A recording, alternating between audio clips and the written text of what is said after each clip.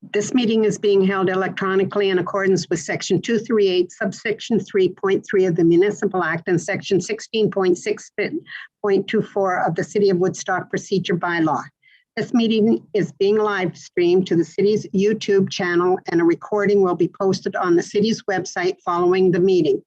The meeting will also be broadcast on Rogers TV. An agenda of the meeting can be found on the agendas, meetings, and minutes page of the city website. Councillors will be raising their hands in view of their webcam when moving a motion, requesting to speak, and when a vote is being taken. If a member of council is disconnected or having technical difficulties, we will take a recess in order to attempt to rectify the issue. If technical difficulties exist that prevent the meeting from continuing, the meeting will be adjourned and reconvened at a later time. If a councillor needs to leave the meeting at any time, they are requested to inform the clerk. I now ask council members to turn on their screen.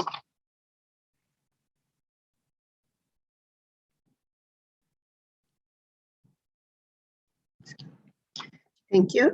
We have no closed session today. Disclosure of conflict of interest. Councillor Petter.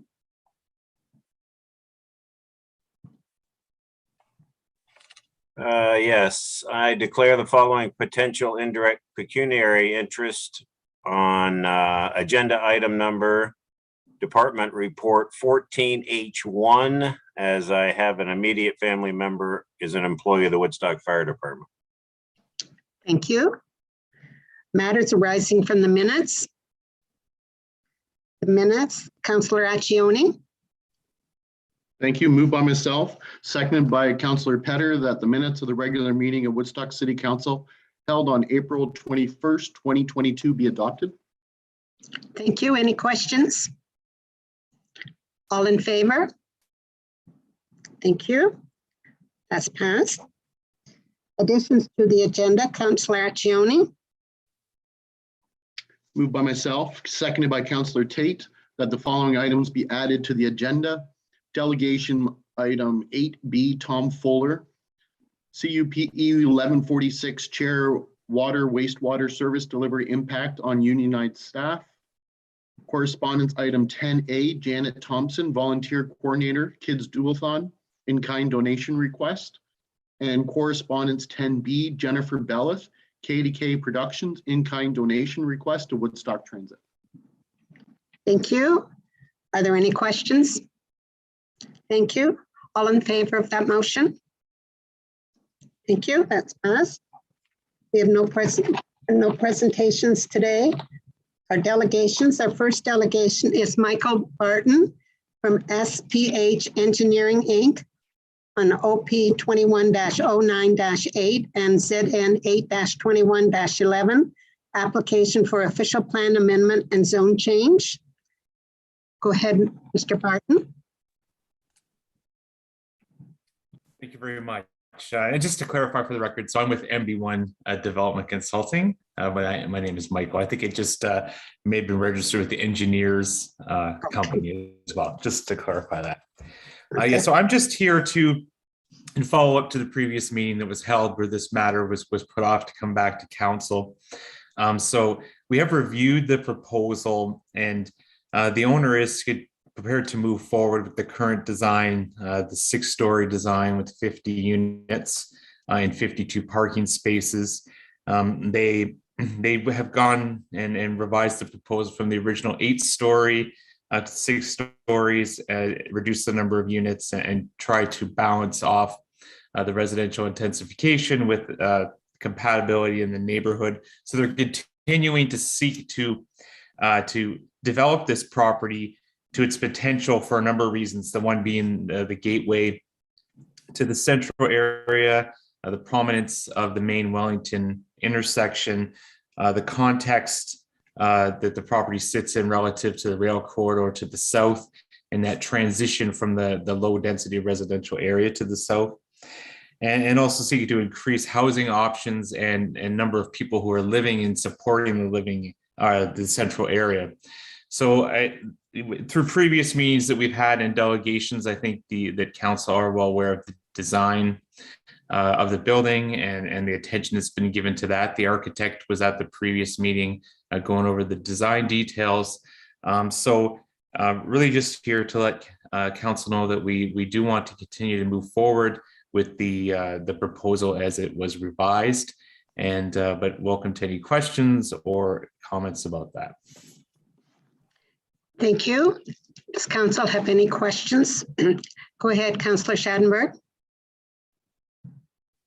Yeah, thanks a lot from our mayor through to Mr. Barton. I guess my best question would be this: is throughout the various stages between the owners, the planners, and the architects and whatnot, were you made aware of the sort of the official plan and what sort of the designations were for story heights in the central area of Woodstock, BIA area, or entrepreneurial district, various areas of the downtown? Is there areas to what could fit and what doesn't fit, or what currently does not fit as far as what the official plan states, Mr. Barton? Yes, and yes, we are aware of those. So again, it's just a number of considerations have gone to the proposal and considered that. I've addressed those in my planning justification report as well. But again, at this time, the owner is looking to move forward with the most recent design. So I have gone back and discussed that, and that's what they're asking council to consider at this time. Thank you. Are there any other questions or comments? Thank you, Mr. Barton. We'll be dealing with this further into the agenda. Next is Tom Fuller with QP 1146 Chair, Water, Wastewater Service Delivery Impact on Unionized Staff. Go ahead, Mr. Fuller. Good afternoon, Madam Chair and councillors. Yes, my name is Tom Fuller. I currently sit as local chair of 1146, the outside unit. We currently are employed by the city of Woodstock to take care of the water department, works department, and parks department. With me today is Ian Donchamont. He is the current president of local 1146. Today, I'd just like to explain how this current consultant's service report has affected the employees of 1146 here at the city, and how we feel that our level of service that we offer is currently either at par or higher than most municipalities. City of Woodstock currently employs 9 water operators that are under QP and 2 wastewater operators at the Board of Works that are also under QP, as well as a full-time Vector operator tasked with operating all the Vector operations throughout the city here. On our residential side, we roughly go to about 1,000 service calls every year. So this is, we're entering about 1,000 homes every year to offer our services, whether it be a maintenance where we'd have to replace a water meter or a transmitter box. But on top of that, we also do what's called a high water usage, which most municipalities do not offer, where we will go if your water usage has went considerably higher in a month before, and we'll offer our services to try and figure out what's causing this if the resident is unaware of it. A lot of times it's a complete site visit to the house where we will go from bathroom to bathroom or fixture to fixture, trying to solve this problem. We keep a licensed plumber on staff as one of our operators. So if we get lost or we just can't figure out where this is happening, he can come in, give us some options that we haven't thought of. When dealing with these appointments, one thing that we like to say is we're not we'll be there between 9 and 3 today. If we say we're going to be there at 10 o'clock, we're there at 10 o'clock. So the resident isn't waiting around all day for, the operator to come and deal with the issue. If we can't make that appointment, there is emergency situations that do occur, especially in our winter months. The appointment is rebooked and they are called ahead of time and it's rescheduled for a time that's convenient for the resident. We also do low flow and low pressure systems. If people find that they have low pressure, we'll come in and see if the problem is ours. If it is, we rectify the issue usually that day, if it can be done that day. On a commercial side, we do offer all these services as well as we test about 1,400 backflows every year at no cost currently to the commercial businesses. We work around their operation hours as best as we possibly can, try not to impact during their high use of water systems. Same as if we're doing road, like work in the road, whether it be a main repair or a hydrant repair, we generally deal with the commercial buildings in the area that we can not impact their water during, their high time service. So generally that would mean that we were coming in at 6 in the morning or 11:30 at night so that we don't impact them as much as we possibly can. During these repairs, we always use our own equipment and our own staff. Never contracting any work out unless it's a piece of equipment we just don't own and need that. So in saying that, we have an on-call personnel that's on call 365 days a year. It's rotated amongst us operators. We also have 2 come winter time, so that we also have a backhoe operator that's on call. So in case of emergency, a full crew is called in immediately. I believe Councillor Alcione had commented on this back in April 7th, that is 100% true. We get a main break at 2 o'clock in the morning. Our on-call guy is on site within an hour. Locates are called, full crew comes in. The only questions asked, we contact our supervisor, make him aware of the situation, and we fix the repair. In a case where we need to use the Vector truck, if we can't get that operator to come in, 4 of us are trained on the Vector, that would not have to be outsourced either. We'd be able to use it ourselves. We also keep a licensed operator on all city capital projects and all private projects where water main is going in the ground.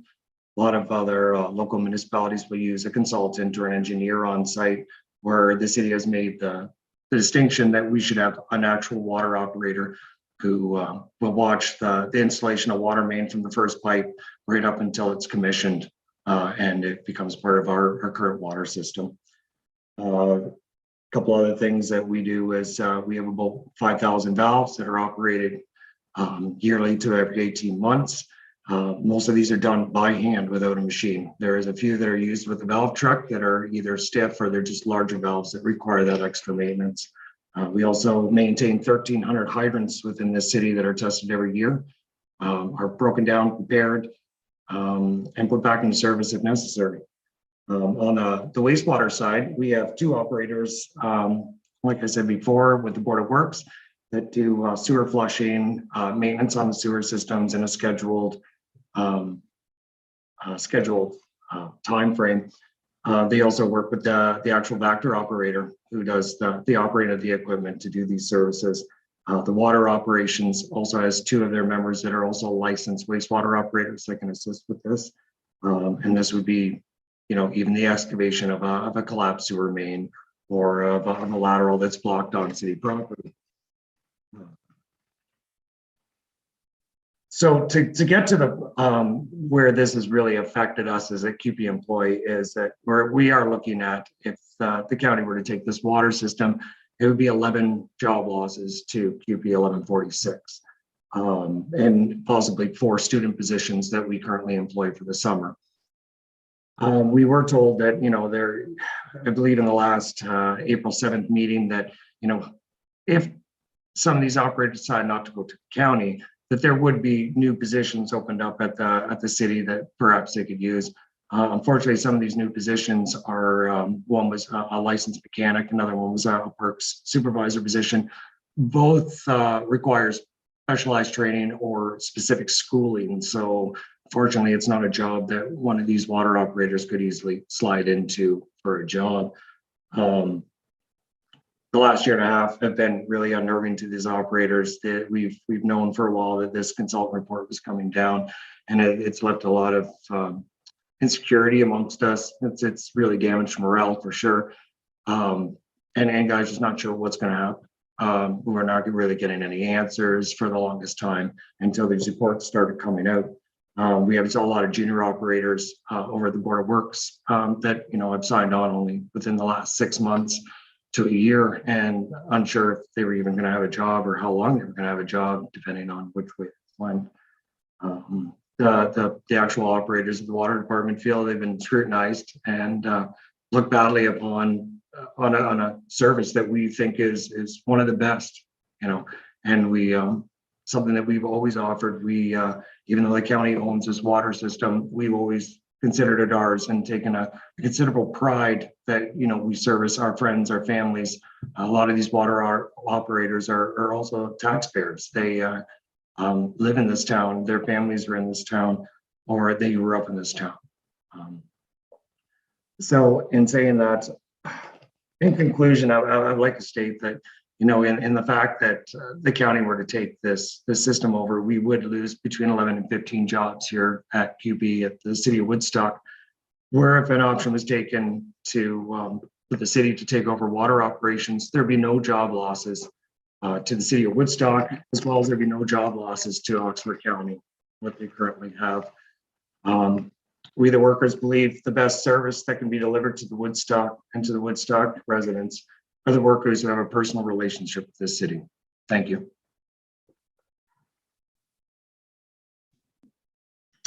Thank you. Are there any questions or comments from Mr. Fuller?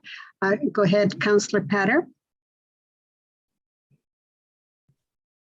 Yeah, through the chair. Tom, I just want to thank you for your presentation. That was excellent.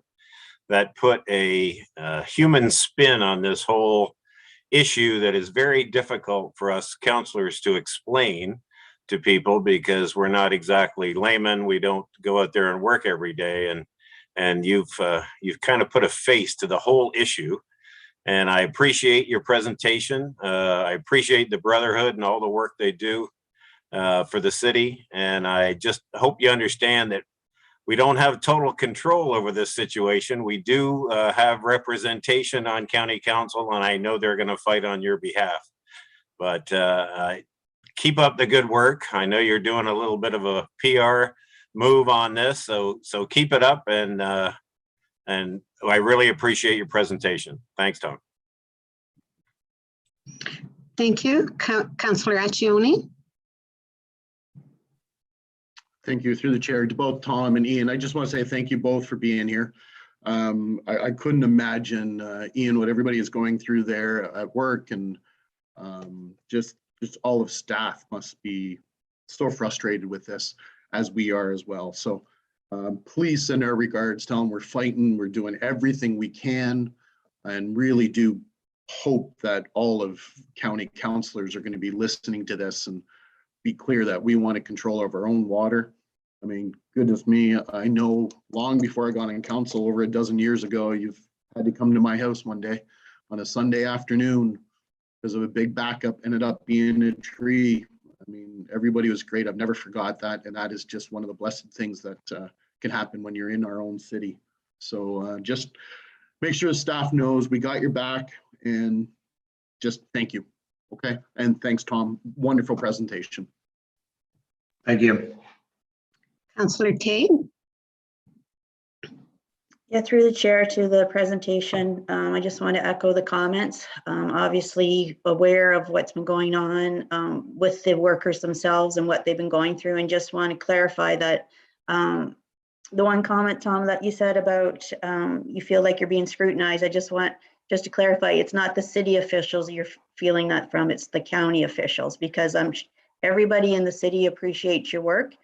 I think the residents need to understand, I'm glad you came forward, and I hope they're watching and paying attention what you've had to go through the past year. It's been tough, and everybody's done a great job, and it's good to see that you've come forward. Hopefully maybe you go to county so they understand what's been going on, because some of that information in that report is not correct. And as Councillor Accioni had pointed out, when there's a break in the middle of the night, you guys show up. I know the county said they will, they don't, because they have to contract it out. So greatly appreciate that you've come forward. Thank you. Are there any other comments? I just have one comment too. Also, Mr. Fuller, I have from a friend of mine, it was a high water usage at their home while they were away on vacation. They called your office and you come out and found out the problem, and they were so appreciative and couldn't believe that the city was coming out to do that. And I know all of you are doing a great job, and I've gotten all those pamphlets out that you gave me. So keep up the good work. We are certainly behind you.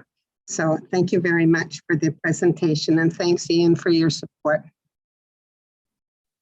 Anything else on that? No, thank you, Madam Chancellor, and thank you, councilors, for your time. Thank you.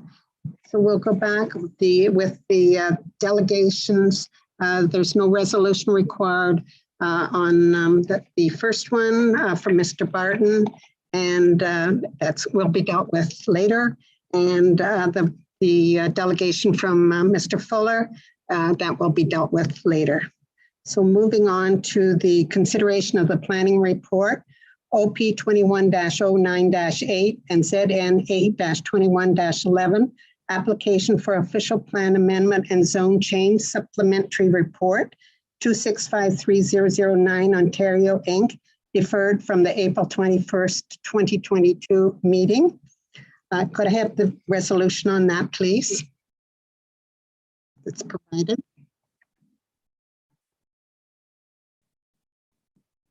Councillor Schadenberg.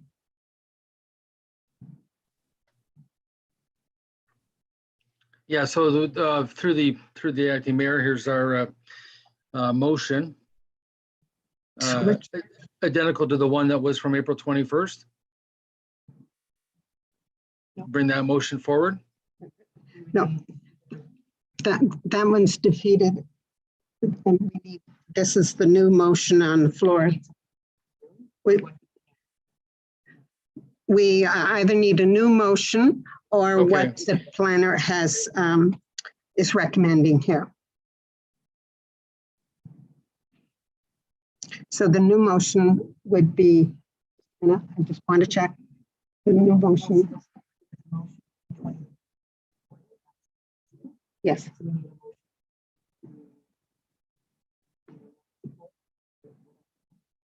Right.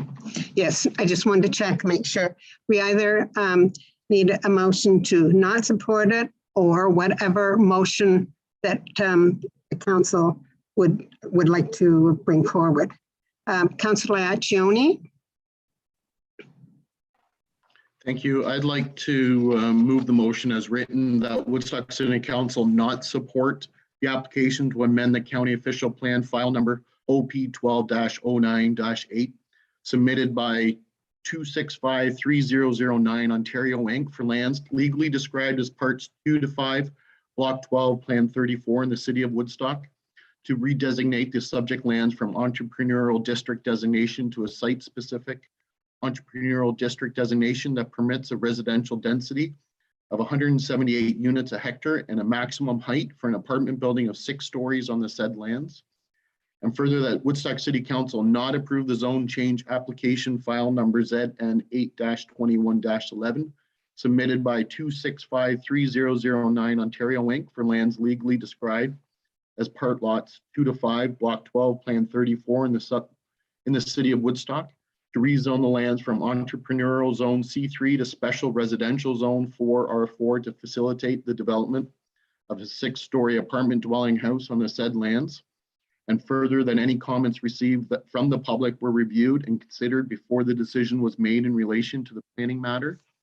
And I'd like to add that Woodstock City Council requests that the Oxford County Planning Department undertake a review of permitted building heights in the Central Business District and Entrepreneurial District of the City of Woodstock and report back to Council with options and recommendations. Thank you.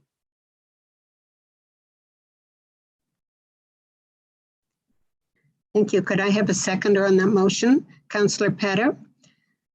We'll ask you first, Council, if you would like Ms. Hashler to discuss this application.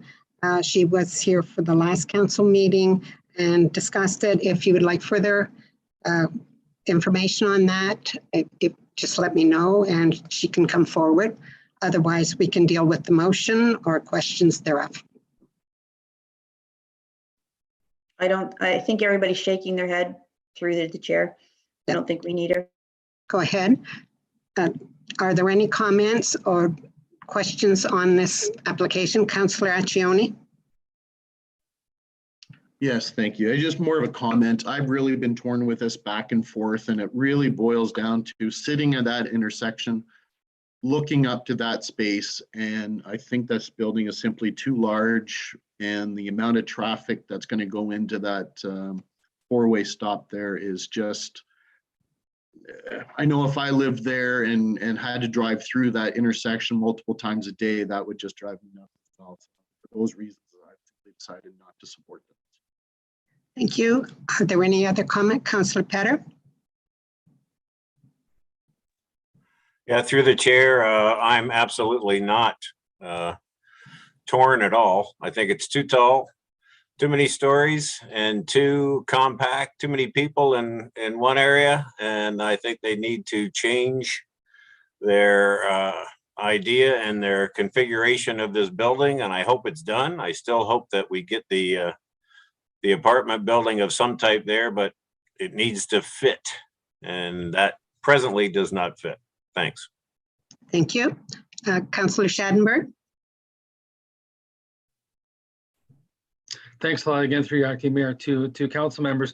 My decision's unchanged from the last meeting, and the fact that we always have conflicts when it comes to boundary adjustments and trying to think, well, if the city is going to expand, sure, there's brownfields and other spaces that are within our boundaries that could be used. And you could say this current space is technically a brownfield too, as far as a former residential or former commercial space, because two buildings will be taken down to build this more intense structure.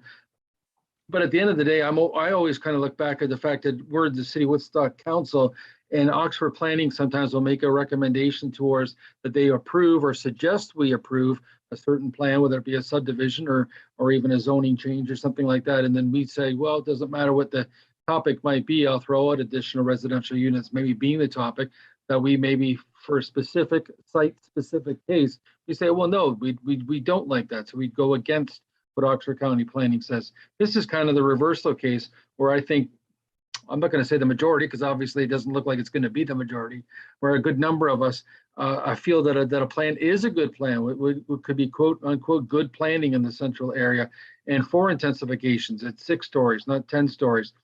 For example, 66 Birch, kind of outside that central core area, yes, but it is across the street from Foodland and definitely in the sort of the Dundas area and close to the police station or whatnot. That's a 10-story building. I counted each story individually. So 66 Birch has been there for about 15 years or so.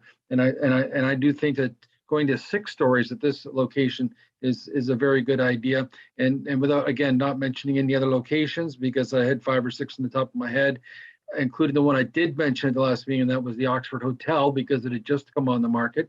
Let's hope that the purchaser of that building, whoever that may be, is willing to renovate that historical site. But if they can't and they decide to take it down and they do their numbers, I bet you the only thing they decide is possible at that location, especially if there's allocations for parking spots, will be a 6-story building. And it's got nothing to do with putting dollars in their pockets. It's got to do with what can work physically at that site for the number of apartments and the size of the apartments that could be built specifically at that site and others in the core area. So that's, again, my thoughts, and I'll be voting the same way I did at the last meeting.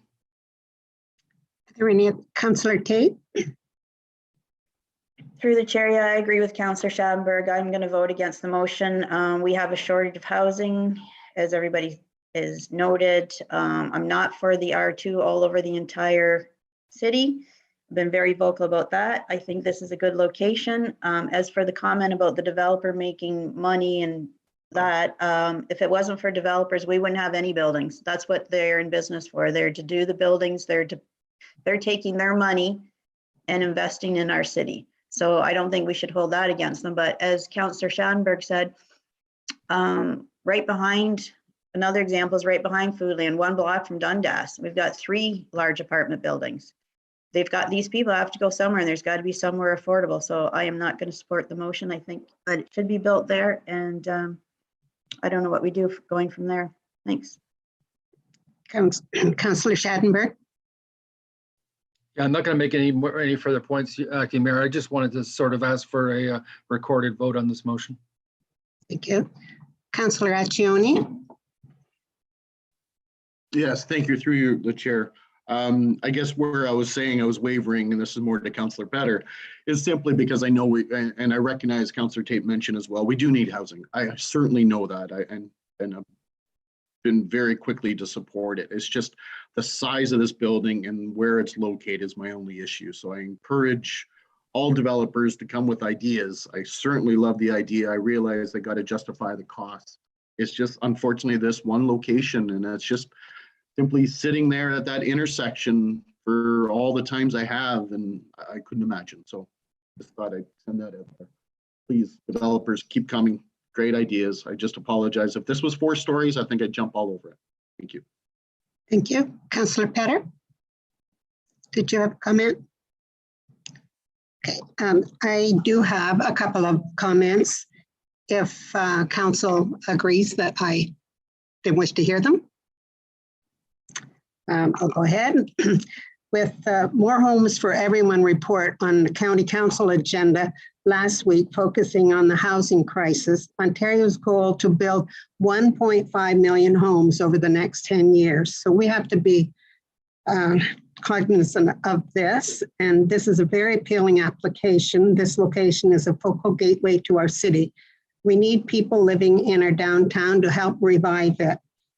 As Councillor Schattenberg has said, it's becoming much more difficult to extend our boundaries, and so we do have to find ways to increase our housing within our city limits.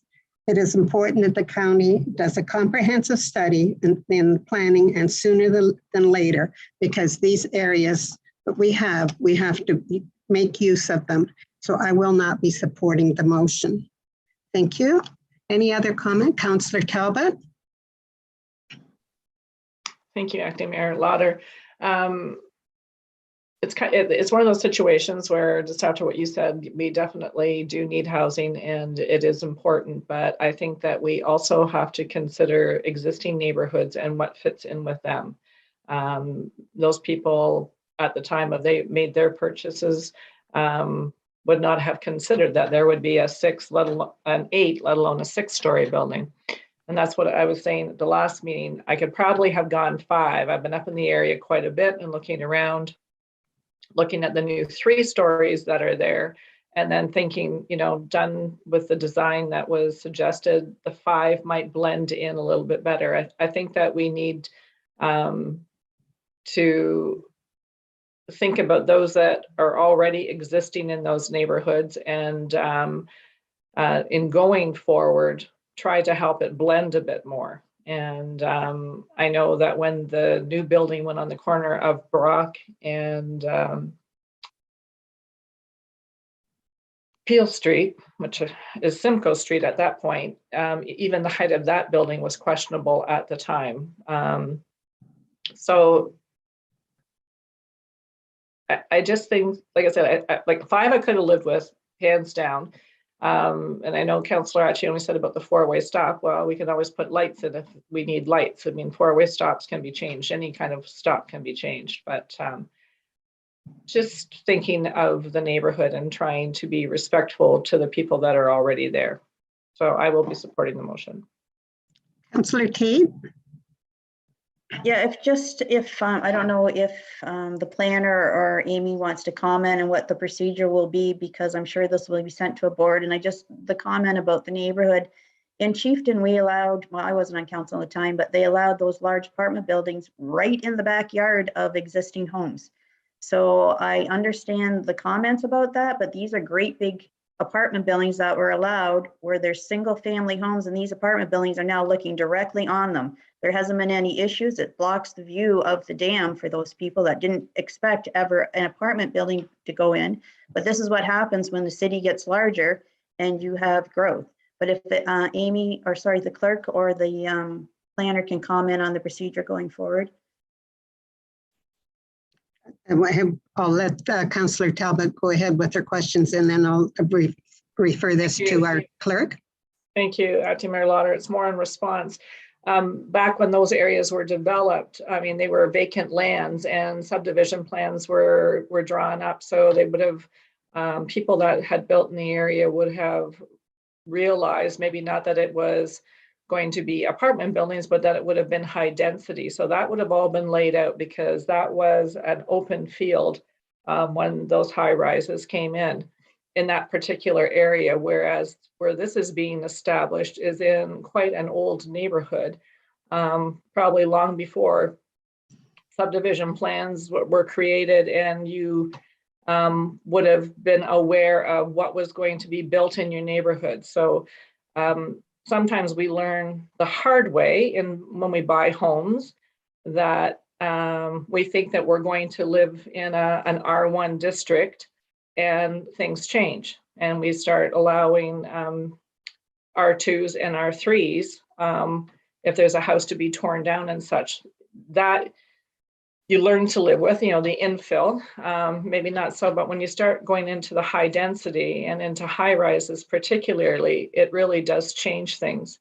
And unless it's laid out quite a bit ahead of time, it most people would never have been aware. So that's just my only comment. Thank you. If there's no other comments, I'm going to have Amy, our clerk, speak to this, and then she'll call the vote at the recorded vote. Are there any comments? Okay.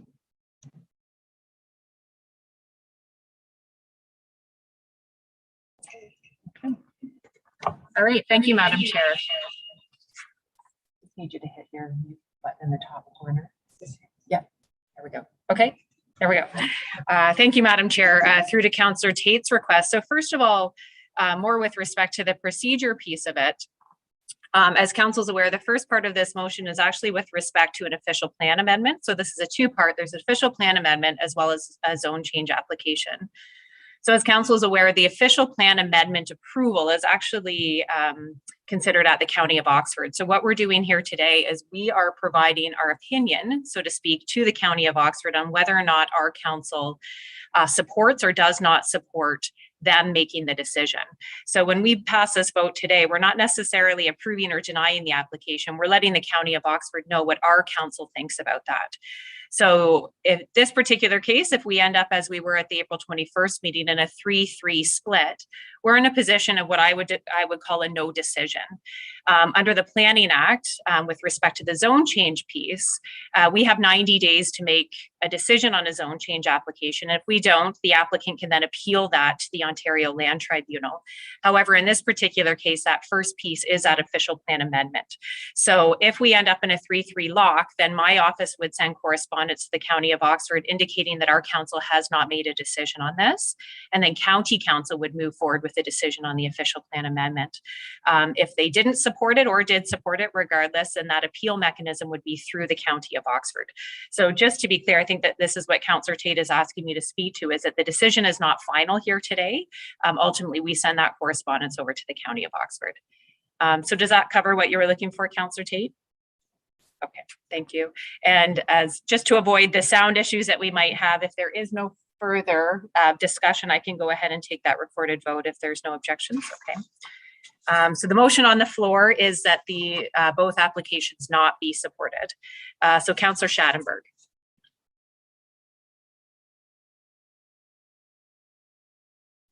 No. Okay, Councillor Tate. No. Councillor Talbot. Yes.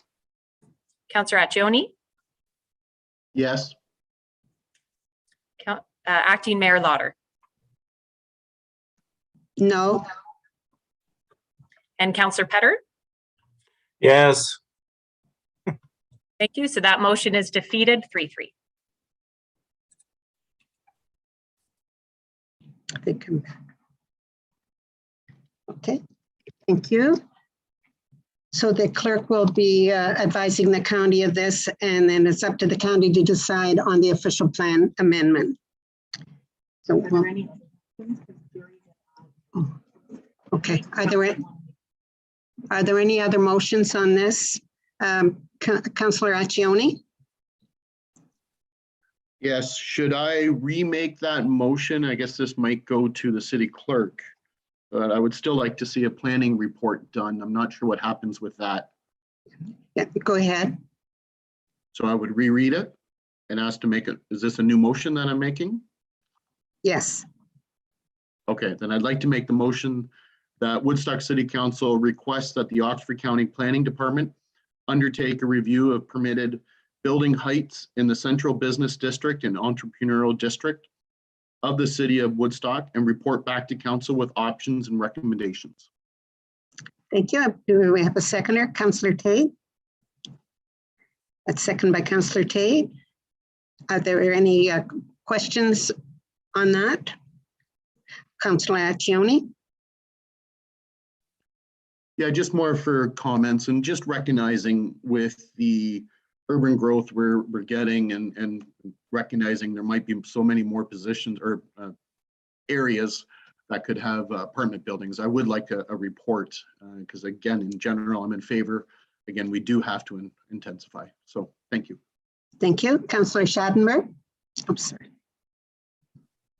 Thanks a lot, through the mayor. I'm also wondering about the paragraph, and it was very well written, but I'm also wondering if those geographical areas should possibly be analyzed and come back to suggestions on what maybe should be the entrepreneurial district or the business district. In other words, if 66 Birch Street, where the apartment building that's 10 stories, is deemed to be inside the entrepreneurial new map, then all of a sudden that would change the perspective on the number of stories that would be permitted in the downtown or entrepreneurial district, or the district might be shrunk to be much smaller in size. So I would like to see recommendations on even the maps and the geography of what the entrepreneurial district could be or should be, and have us decide if that should be maybe possibly reconfigured.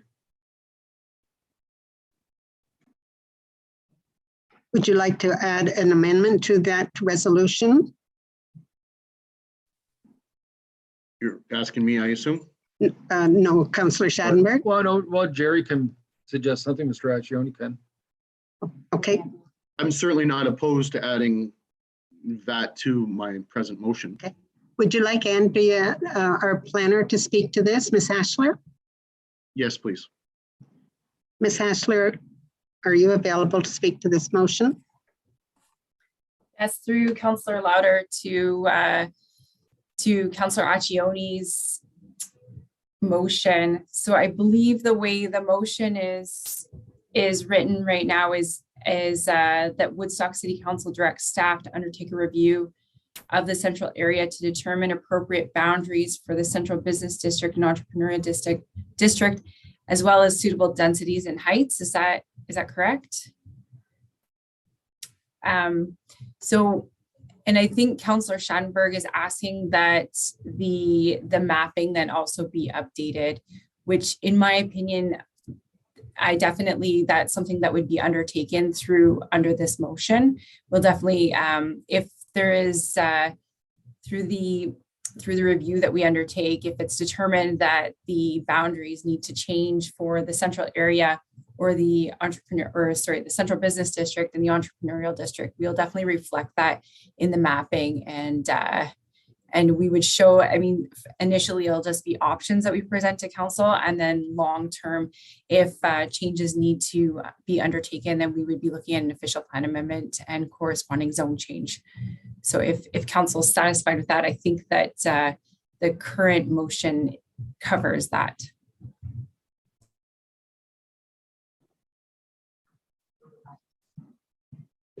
Councillor Accioni?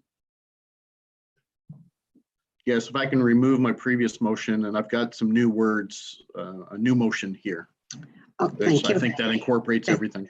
Okay, thank you. So moved by myself that Woodstock City Council direct staff to undertake a review of the central area to determine appropriate boundaries for the central business district and entrepreneurial district, as well as suitable densities and heights. Councillor Tate, are you, whoops.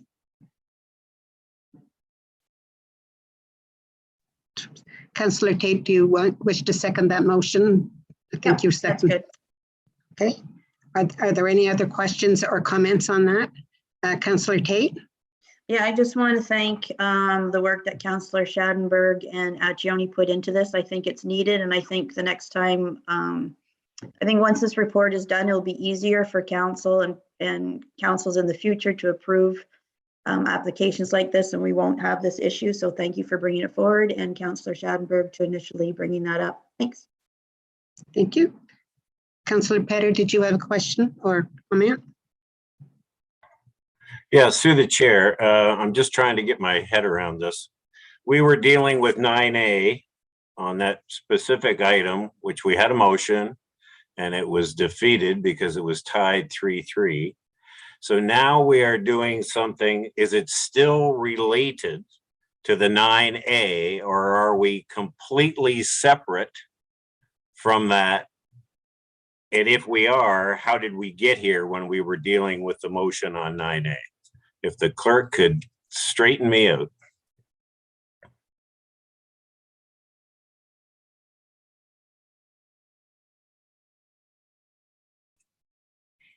Okay, thank you. Acting Mayor Lauder, through to Councillor Petter. So in this particular case, this is similar to the wording that Councillor Schattenberg had added to this planning application at the April 21st meeting. And then Councillor Accioni also added something similar to the motion to not support it today. So what council is doing here is that in response to dealing with this particular application, they're looking for the planner to come back to provide some options that council might be able to consider moving forward when we're looking at applications like this. So I would suggest that it's in response to this application, but it's not a decision based on this application. That would be my take on it, if that helps.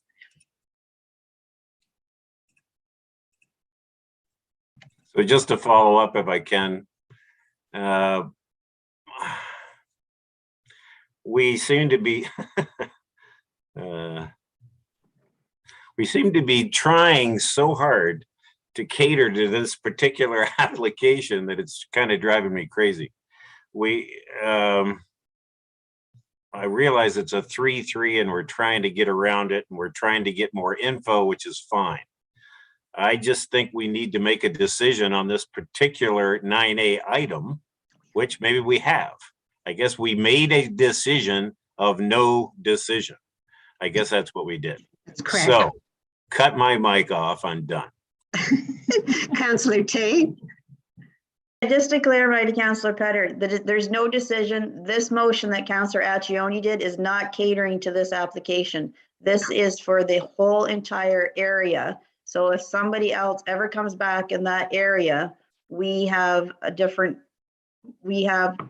planning's going to do a study on the entire core that he's asking for. It's not just this location, it's the whole part of the city.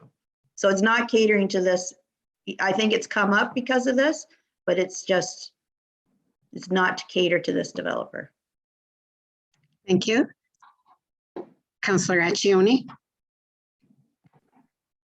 Yes, and it's more, in my opinion anyways, more of an update to the intensification that's going on these days in all cities would be the purpose of this report that I'm requesting for. If that helps at all, Councillor Petter. If not, I can draw pictures for you. Councillor Schattenberg.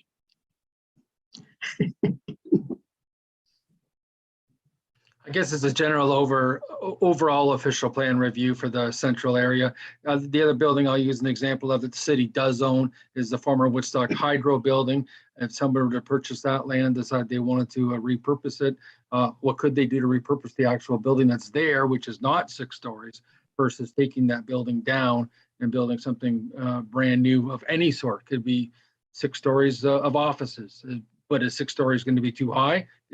Currently it would be, wouldn't it? So just to be able to look at the entire district and let's come up with a game plan that makes sense. I mean, I mentioned this at the last meeting in London. They have areas that are supposed to be only 24 stories. And that to me is astronomical. And a developer will come in and say, I've got this building drawing for 30 stories. Would you approve it? I mean, that does just put things in relative state of comparison between us and certain larger communities. Thank you. Yes, and I have to agree that I think it's time that this was all looked at. So are there any other comments or questions? I'll call the motion on that resolution. All in favor? Opposed?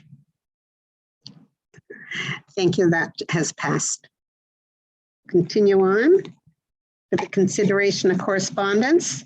The first one is Janet Thompson, volunteer coordinator, kids duathlon in kind, a donation request. Could I have a motion on that, please? Councillor Tate.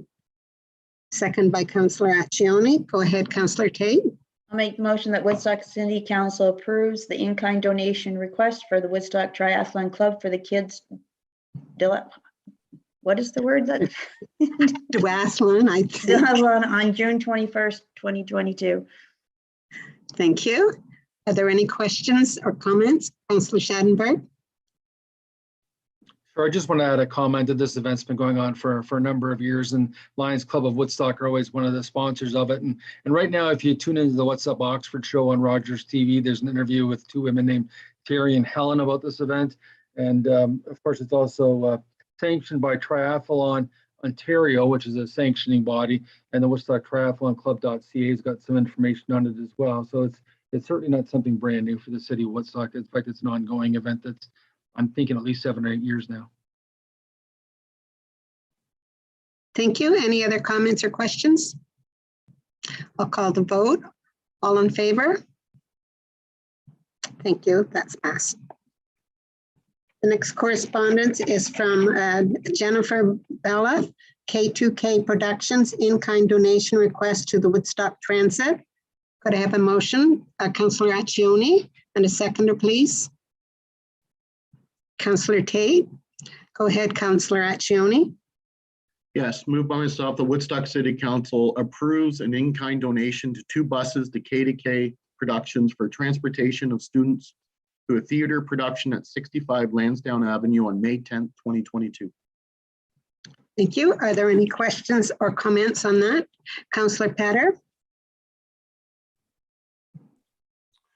Through the chair, I was just wondering, somewhere I read, and now I can't find it, but somewhere I read that the funding was given to the other schools, and the 2 buses that we are lending in kind are going to the 2 schools that didn't get funding.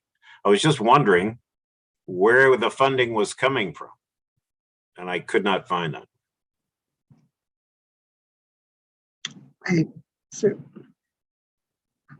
I do not have an answer for that. I don't know if there's anyone that can answer us on that or not.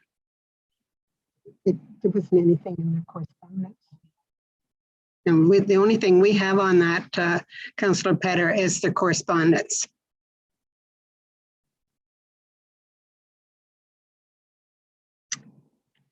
Councillor Schadenberg? Yeah, through the mayor, just maybe a general comment more than anything else. I see that Algonquin School is on the list for 115 students. So obviously they're a member of the Thames Valley District School Board. As someone who's been involved in Parks and Recreation, especially to the advisory committee for a long time in the city of Woodstock, one of the things we've always battled with is sort of the maintenance of things like the Terry Fox track over at College Avenue Secondary School, which is supposed to be maintained by the school board. And then all of a sudden people are saying, well, why isn't the city of Woodstock maintaining that track better? And I said, well, it's not really our track. It belongs to we had a maintenance agreement with them at one point. We don't now though, because they were really maintaining their track. So at some point in time, we have to sort of say, well, we are already as contributing tax dollars. And that's one of the things that's later in our own agenda today, where the tax money goes from taxpayers to Woodstock, to Oxford, to education, to other levies in between. But all of a sudden here we are supporting 115 students. And I know it's not a big cost, but things like this do add up when it's all said and done to have these students attend this show. I will be voting in favor of it, of course, but I just start questioning some of these things that Thames Valley doesn't seem to want to support when they're all part of the overall education focus for our students. Thank you. Councillor Petter? Okay, I found it finally. It's part of their letter to whom it may concern. Thank you for the opportunity to transport students to attend a local theater production in Woodstock. There are 2 schools who are unable to charter a school bus for transportation due to shortages. Please accept this letter as in kind for those 2 schools. That's kind of what I'm getting at. Are we jumping in where the Thames Valley School Board jumped out? I don't want the city to be a backup to what the school board doesn't want to pay for. Okay, I just checked with our clerk, and she took that to understand that they were short of bus drivers and buses and bus drivers. That's what she took out of that request. Okay. Okay, I'll take that then. Okay. Any other questions or comments? Hearing none, I'll call the vote on that. All in favor? Thank you. That's passed. The next one is our staff presentation by Mr. Harold DeHaan, City Engineer, and Mr. Dan Locke, Director of Public Works, staff response to the County of Oxford Water and Wastewater Delivery Review Study. Go ahead, gentlemen. So I'm going to share my screen. And I'll start a slideshow.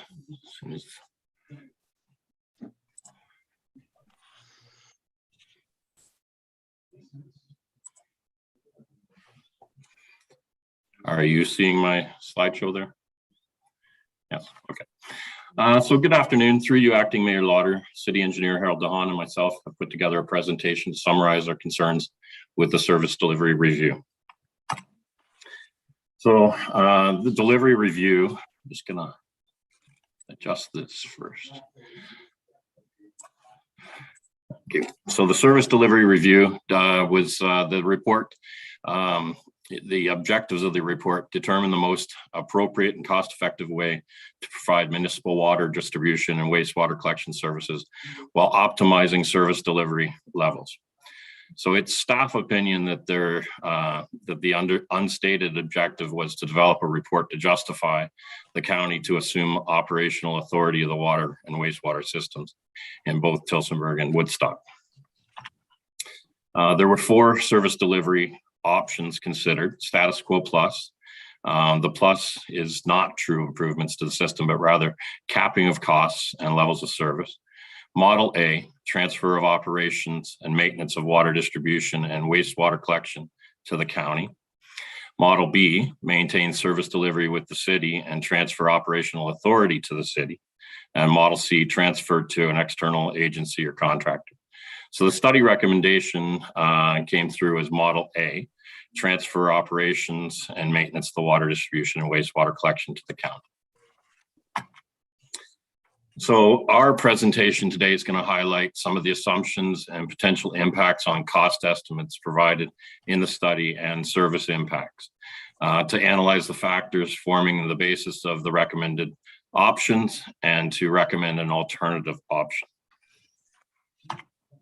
So in this slide's our water actuals from 2020, and you can see that the pie shows the distribution piece there, and it's 19% of the total system for the Woodstock water system.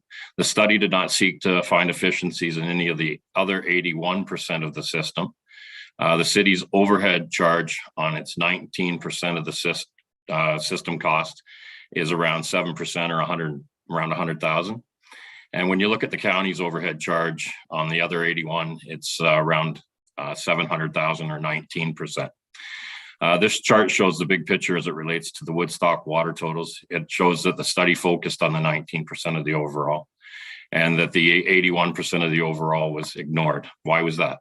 If cost efficiencies is the issue, then all of the costs of the system should have been looked into. The pie chart doesn't quite add up as well. So the 7.8 million at the top is actually 7.5 million. It's a difference of around 283,000. So, you know, that's one of the pieces of the report that with the numbers that speaks to the accuracy of the report. So then on the wastewater side for Woodstock for 2020 actuals, again, a very similar picture, 11% of the overall cost, around 725,000. The study, again, did not seek to find efficiencies with the remaining 89% of the system cost. And the city overhead is around 11%, or on the 11% is around 29,000 or 4%, where the county's overhead on the 89% of the system is around 980,000 or 20%. So again, this chart just shows you know, that we focused on those pieces that were performed by the city and ignored those pieces that were performed by the county. And we think that's faulty logic, and that the service review should have looked at the whole pie, if you will.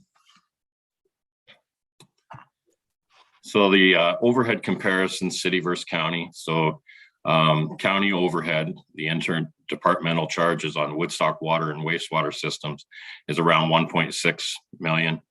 And the city overhead on the Woodstock water distribution and wastewater collection systems is around 130,000.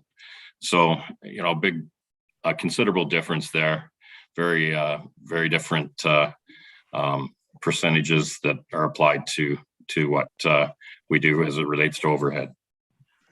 Just to the acting mayor, can you just elaborate on that, Dan, if you can, so everybody understands what those two difference, what the big number, what the difference is, and what they're billing and what they're actually, like, just so everybody understands. Yeah, I'll get into that a little bit as I go through, but it's interdepartmental charges. It's the pieces of overhead that support the operational pieces. So, you know, in behind the scenes, we have administrative costs, we have equipment charges, things of that nature that factor into all of these costs. And when you add those up, that's you know, it's the supporting tasks and jobs that support those systems that are internal, but in other areas. It could be IT, it could be you know, facilities, all those different pieces that support the overhead as it relates to the overall system. Sorry, I'm just gonna move my screen there. But we will get into a little bit more of that as we go.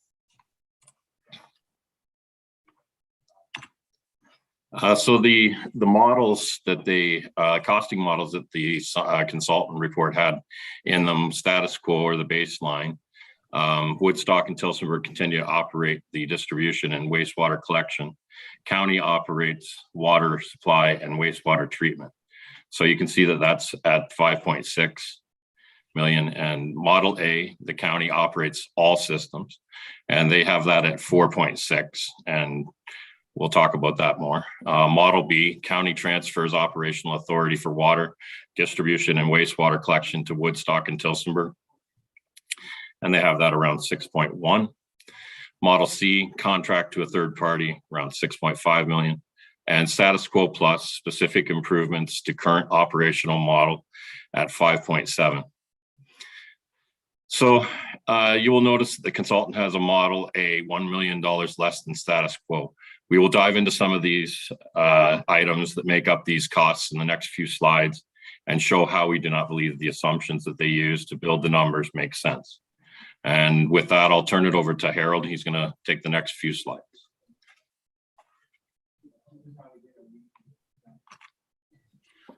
Thanks, Dan. As Dan mentioned, the report shows that the status quo baseline is about $1 million more than what they're saying the estimated cost for Model A is.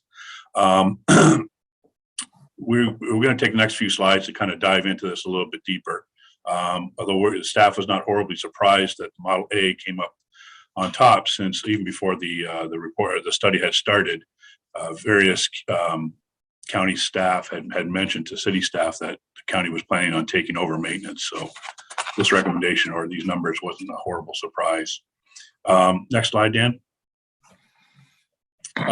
Here you can see in the next 4 slides, we're going to kind of show you some of the tables that are represent of some of the data represented in the report, and the report breaks them down into various sections.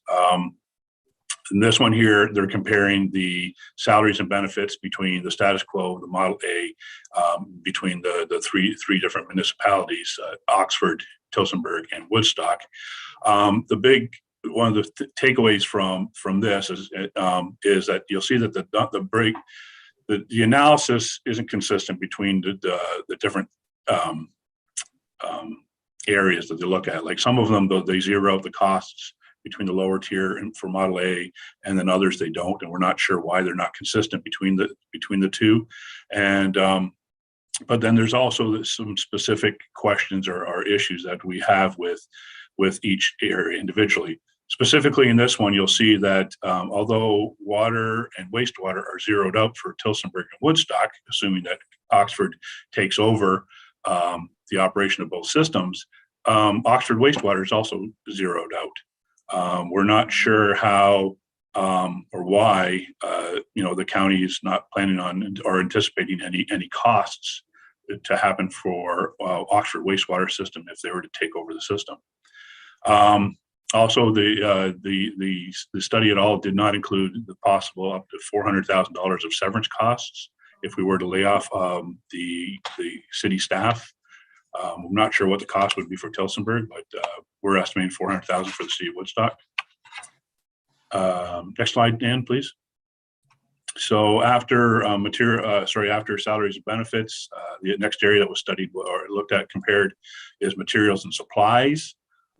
This area, the consultant said that if it went to a Model A, a 5% savings could be seen if they use bulk purchasing. However, city staff feels that this 5% savings for bulk purchasing could be seen in many of the other options also. Matter of fact, we do this in many other areas already in terms of supplies for road maintenance.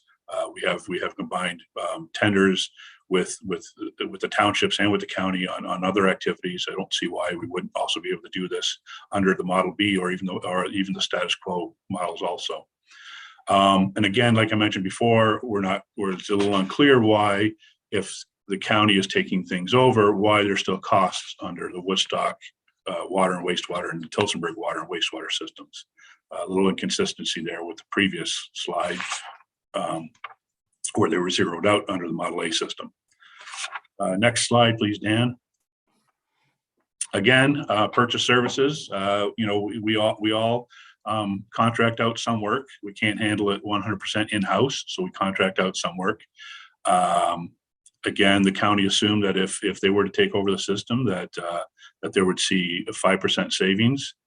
The city's rebuttal for that is, again, the bulk purchasing is not inherent just to the Model A model. It can also be used under the Model B or the status quo, just like we currently do for like salt tenders for the road maintenance. And again, too, here we're wondering why the Woodstock and wastewater, the Tillsonburg and Woodstock water and wastewater costs under Model A aren't zeroed out as they are in the wages and benefits. Dan, next one. Internal charges and insurance. A minor cost overall in the system. However, somehow one of the major areas where money can be saved. The internal cost charges related to cost of fleet and equipment. The county is proposing that apparently they can get $730,000 savings in this category. County is proposing to rent vehicles and equipment to operate Woodstock and Tillsonburg systems. However, they carry no cost to own or rent equipment to maintain the systems in Woodstock or the county. You'll see again here, although all the costs zero out in Model A for Woodstock and Tillsonburg, they stay the same for the county. It's impossible for there not to be county or fleet costs if they were to take over all the work. There's no way that Woodstock and Tillsonburg costs can be completely eliminated with no impact to the county's costs. In addition to the questionable cost savings, the issue of lowered level of service for the residents is considered. For example, as Tom had mentioned in his presentation, if you're renting equipment or you don't have staff located in town, it's going to be a lot longer and harder to reply quickly to emergency calls. Next slide, please, Dan. So in the a little bit further about the internal charges under the Model A system.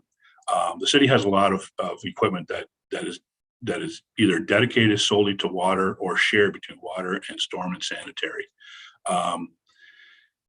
This getting rid of us taking care of a large portion of work kind of strands this equipment.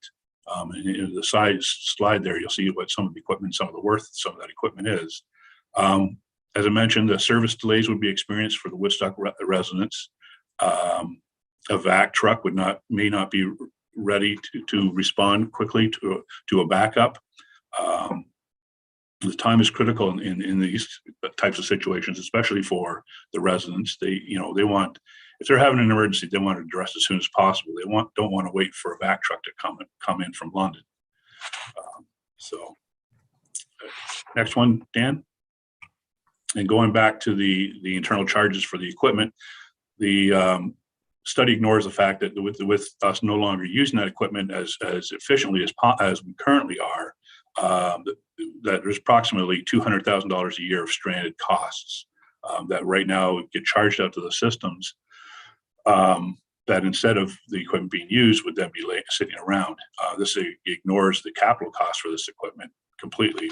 We haven't even looked at that part. So unfortunately, this cost would no longer be charged to the water and sanitary system, would then have to go on the city level for the storm sewer system, which would increase the city ratepayers' rate taxes. Sorry. Next slide, please, Dan. So here we have the other. Again, this slide is supposed to basically include all those minor categories, other including GIS, locates underground infrastructure. Again, the county is somehow showing that under Model A, the Woodstock and Tillsonburg costs go away. However, even though they're taking over all this work, their costs still disappear or go down. We're not sure how this is really possible. Next slide, Dan. So as a summary of Model A, you'll see the salaries and benefits actually go up $101,000 under Model A, and the fact that the wastewater, the county, the cost analysis is missing a county cost for the wastewater of $234,000. It ignores the severance costs of $400,000. Under materials and supplies, that hypothetical savings of 5% can be applied to almost all the other models that were investigated, not just the Model A. Same with the purchase servicing. Again, that 5% could be applied to other things as well. And on the internal charges, again, we really questioned that $730,000. It just is. I don't see how we can be expected to believe that all the costs can be lowered down to zero and there'd be no increased cost on the county side. And then same with the other costs where all the costs are being reduced, and however, no increase on the county side. And then again, in the other two, there's also a missing wastewater county cost of $124,000. So basically, when you add up all these inconsistencies, that claim of $1 million really kind of quickly goes away to, in our opinion, to nothing. So back to you, Dan. Okay, so looking at Model B, the transfer to the city operations. Model B contemplates transfer of operational authority to Woodstock and Tillsonburg for water distribution and wastewater collection. You can see in the chart that they're seeing an increase in Model B from Status Quo of 372,000. And again, we believe this is an inaccurate number. The real number would be much lower. This is some of the staff that they're estimating we'd have to put in place. And we believe some of those roles can be absorbed into existing staff. If it did transfer to us, you can see the corresponding reduction in the Oxford County water and wastewater side, which equates to around $387,000 in savings on the Oxford County side due to the reduced work associated with supporting water, wastewater for Woodstock. So overall, it's a savings of around $15,000 without changing the $372,000, which we believe is quite a bit lower. So again, there'll be even further savings there. So city staff estimate costs of Model B for Woodstock are more like 150 versus the 372. So that that's quite a bit different. Model B can be implemented with a simple change in the Municipal Act by moving wastewater collection and water distribution to non-exclusive sphere. This is the case for many other municipalities. The consultant's report does not take into consideration the county cost reductions resulting from interdepartmental charges, overheads that attract, between 19 and 20% burden on any of the costs in the county budget as it relates to the water wastewater. County interdepartmental charges for Woodstock system is that 1.6 that we mentioned before. And so the 19 to 20% on the approximate $2.5 million existing water wastewater costs for Woodstock system it equates to around $475,000. So this cost will shift to other county services. By that, we mean that we expect that rather than them reducing staff, they would likely shift it to other parts of their budget and absorb that internally. So then the model, looking at the one-time costs as they have it, and I fail to understand this logic on this one. Model A transition plan of 50,000, Model B 100 to 150,000. I don't understand how a system, the change between the two models, where Model A, they're taking staff and moving them from one municipality to theirs, and you have all the staff issues, you have all the equipment issues, and a transition plan. I would think these would almost be reversed, but so I don't understand why that factors out that way. It just doesn't make sense to me. Woodstock already performs most of the work on the water and sanitary systems. So again, the transition to come to Model B should be fairly simple. Asset transfer should just be a bookkeeping exercise. Woodstock gave the systems to Oxford County back in 1975 without a study. So why is one needed now? The current water rate study would have the necessary information for rates until it needs to be done again. So, we don't need to revise a plan right now. We have one, we can use it until it's run its course. It needs to be done again.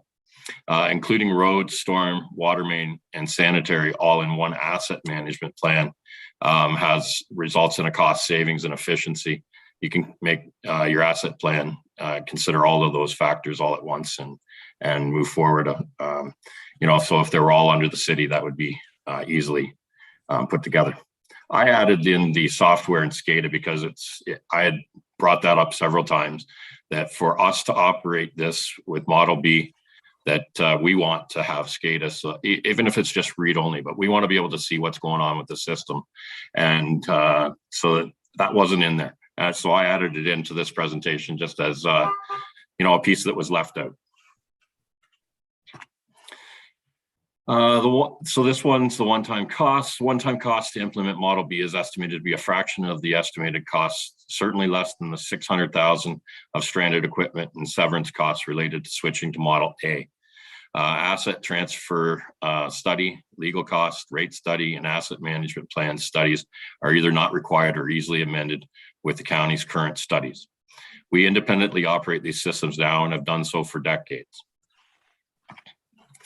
So this slide puts together our opinion on how the impacts are of the two different models. And I'll go through this as best I can. I think you heard from Tom, a very first person kind of perspective of what an operator provides here in Woodstock and how it affects, the residents and how much value. And I think even there was a couple of comments from council on how that is well received by our residents.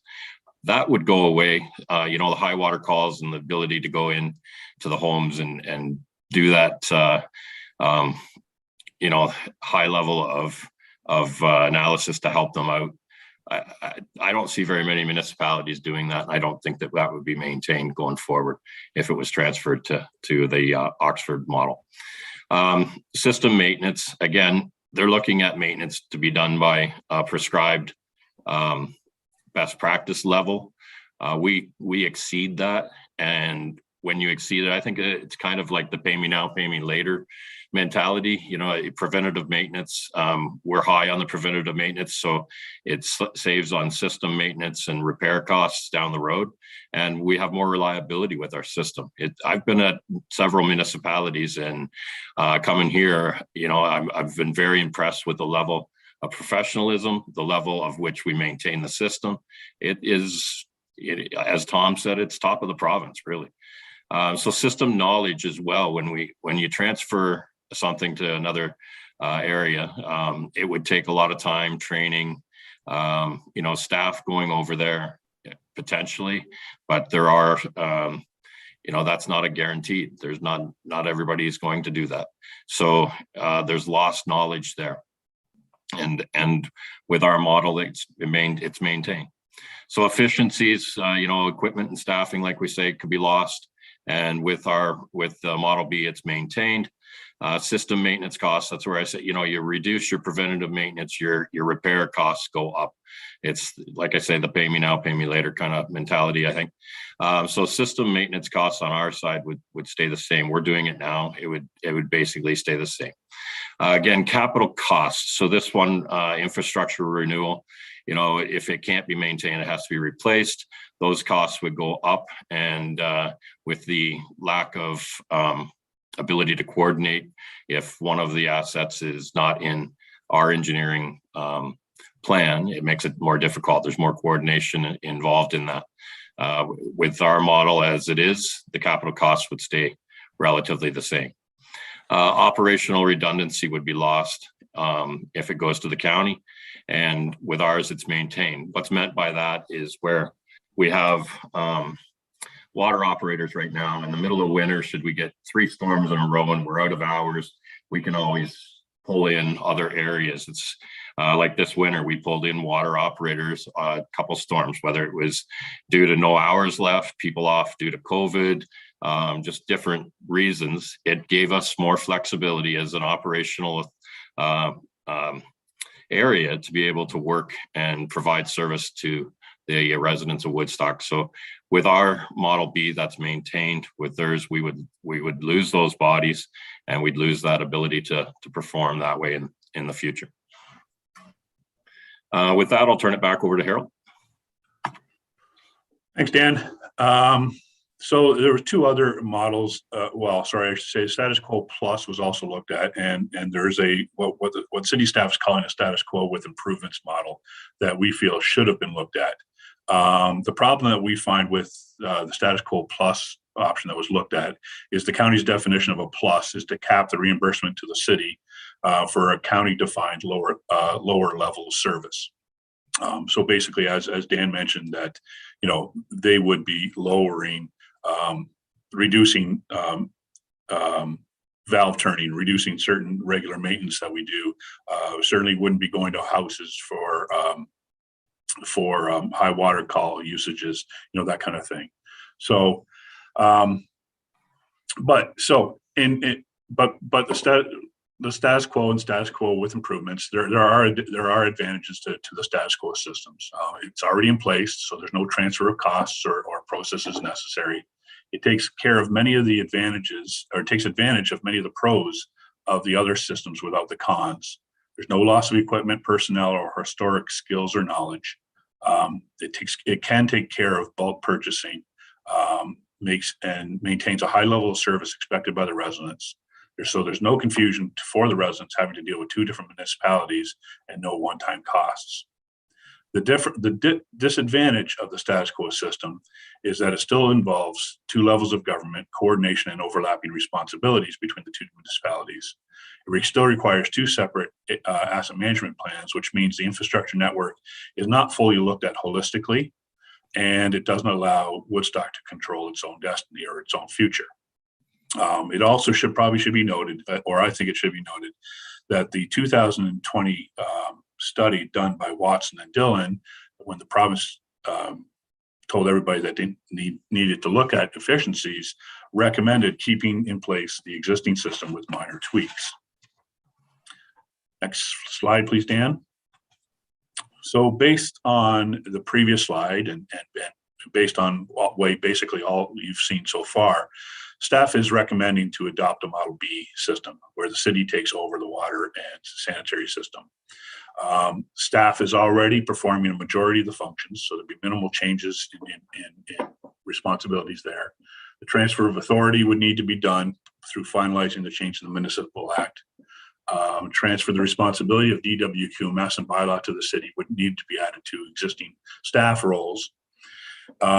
We'd have to make changes to the billing contractor. So Earth does the billing for the county right now. Basically, we'd have to come into another agreement with Earth that basically says when you're collecting the money from the residents for the water, some of it's going to go to the county for treatment and supply. However, the collection and distribution portion of that bill is going to go to the city. Not an onerous undertaking at all. And as mentioned before, we still believe that the Model B model can take advantage of bulk purchasing for additional savings. The transition costs are less than the Model A. The operating costs, in our opinion, after you take in all the inconsistencies and issues that we have with the Model A, are less also, and also with the status quo. So therefore, there'll be less impact on the ratepayer. It takes advantage of the status quo system already in place, as I mentioned, and there's no reduced level of service to the city residents and less confusion for the residents with them having to deal with two municipalities. Next slide, please, Dan. So just like to make my final comments on this. Dan's going to have some more. We consider that the process was unnecessary considering the issue had been decided or had been studied, and a recommendation came out just 2 years ago that the status quo with tweaks was the preferred alternative. So we're not sure why this needed to be looked at again 2 years later. We feel that the water and wastewater report is biased and incomplete. It's some of the issues in it are, in our opinion, obviously subjective, especially that scatter graph, which is used to illustrate the options. The costs presented are inconsistently applied. For example, the bulk purchasing. Some of the metrics that are presented in the report are misleading, and we feel that there's incorrect assumptions made in the report, such as the backflow valve bylaw. The report assumes that the city won't pass a bylaw. If the city were to take over the system, that it would not pass a bylaw to charge customers to do a yearly inspection of commercial and industrial backflows. I think that's incorrect, since just because the county never passed the bylaw so that we could recoup our costs doesn't mean that the city won't pass that bylaw. The city overhead is less than the county by quite a bit, a factor of 4 to 5. So that shows that we're more efficient. And so this presentation was just a quick overview. There's some more issues that are pointed out in the staff report. So if reading that might be recommended also. So that's all for me. Thanks. Okay, so for me, just my closing comments. You heard from the consultant. I believe this was in response to a question Councillor Accioni asked. The comment was everyone agreed that the status quo needed work and was broken. So I want to be clear that I never agreed to that. Nor did I hear any Woodstock staff agree to that. I did say, like anything, there is room for improvements, but the water distribution system has always scored very well in the ministry and DWQMS audits. It's, in my opinion, it is most definitely not broken, and I'll leave it at that.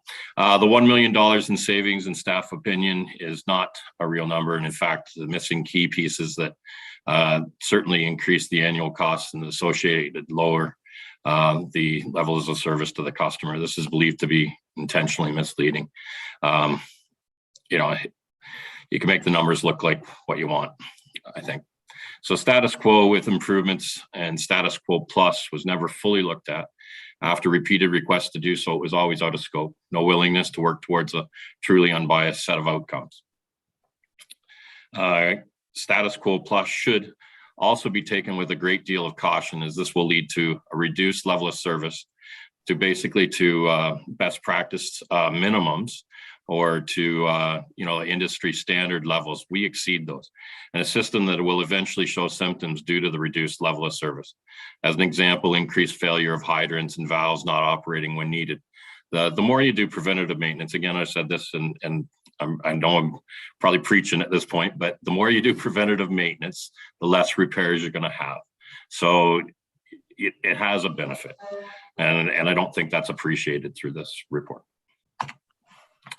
Comment, Mr. Simpson, the Director of Public Works for Waukesha County, made that all parties agreed with the direction and content of the scope of the RFP is correct. He is correct on that. However, the execution of the work was directed in a path that Woodstock staff did not agree with. And I don't believe it had merit to go down that path, and in fact, created additional biased outcomes that are not reflective of collaboratively run project.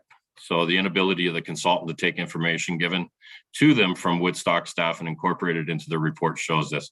One example of this is when we told them that the bylaw officer, the DWQMS role, would be incorporated into existing staff roles and would basically have no financial impact to Model B.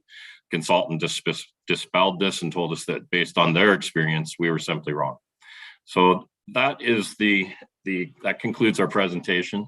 So thank you, Acting Mayor Lauder and members of council, for the opportunity to provide you this information today. I will stop sharing my screen at this point. Maybe if I can figure out how to do that.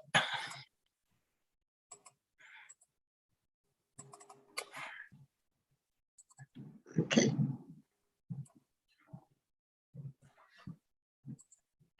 There we go. There we go. Sorry about that.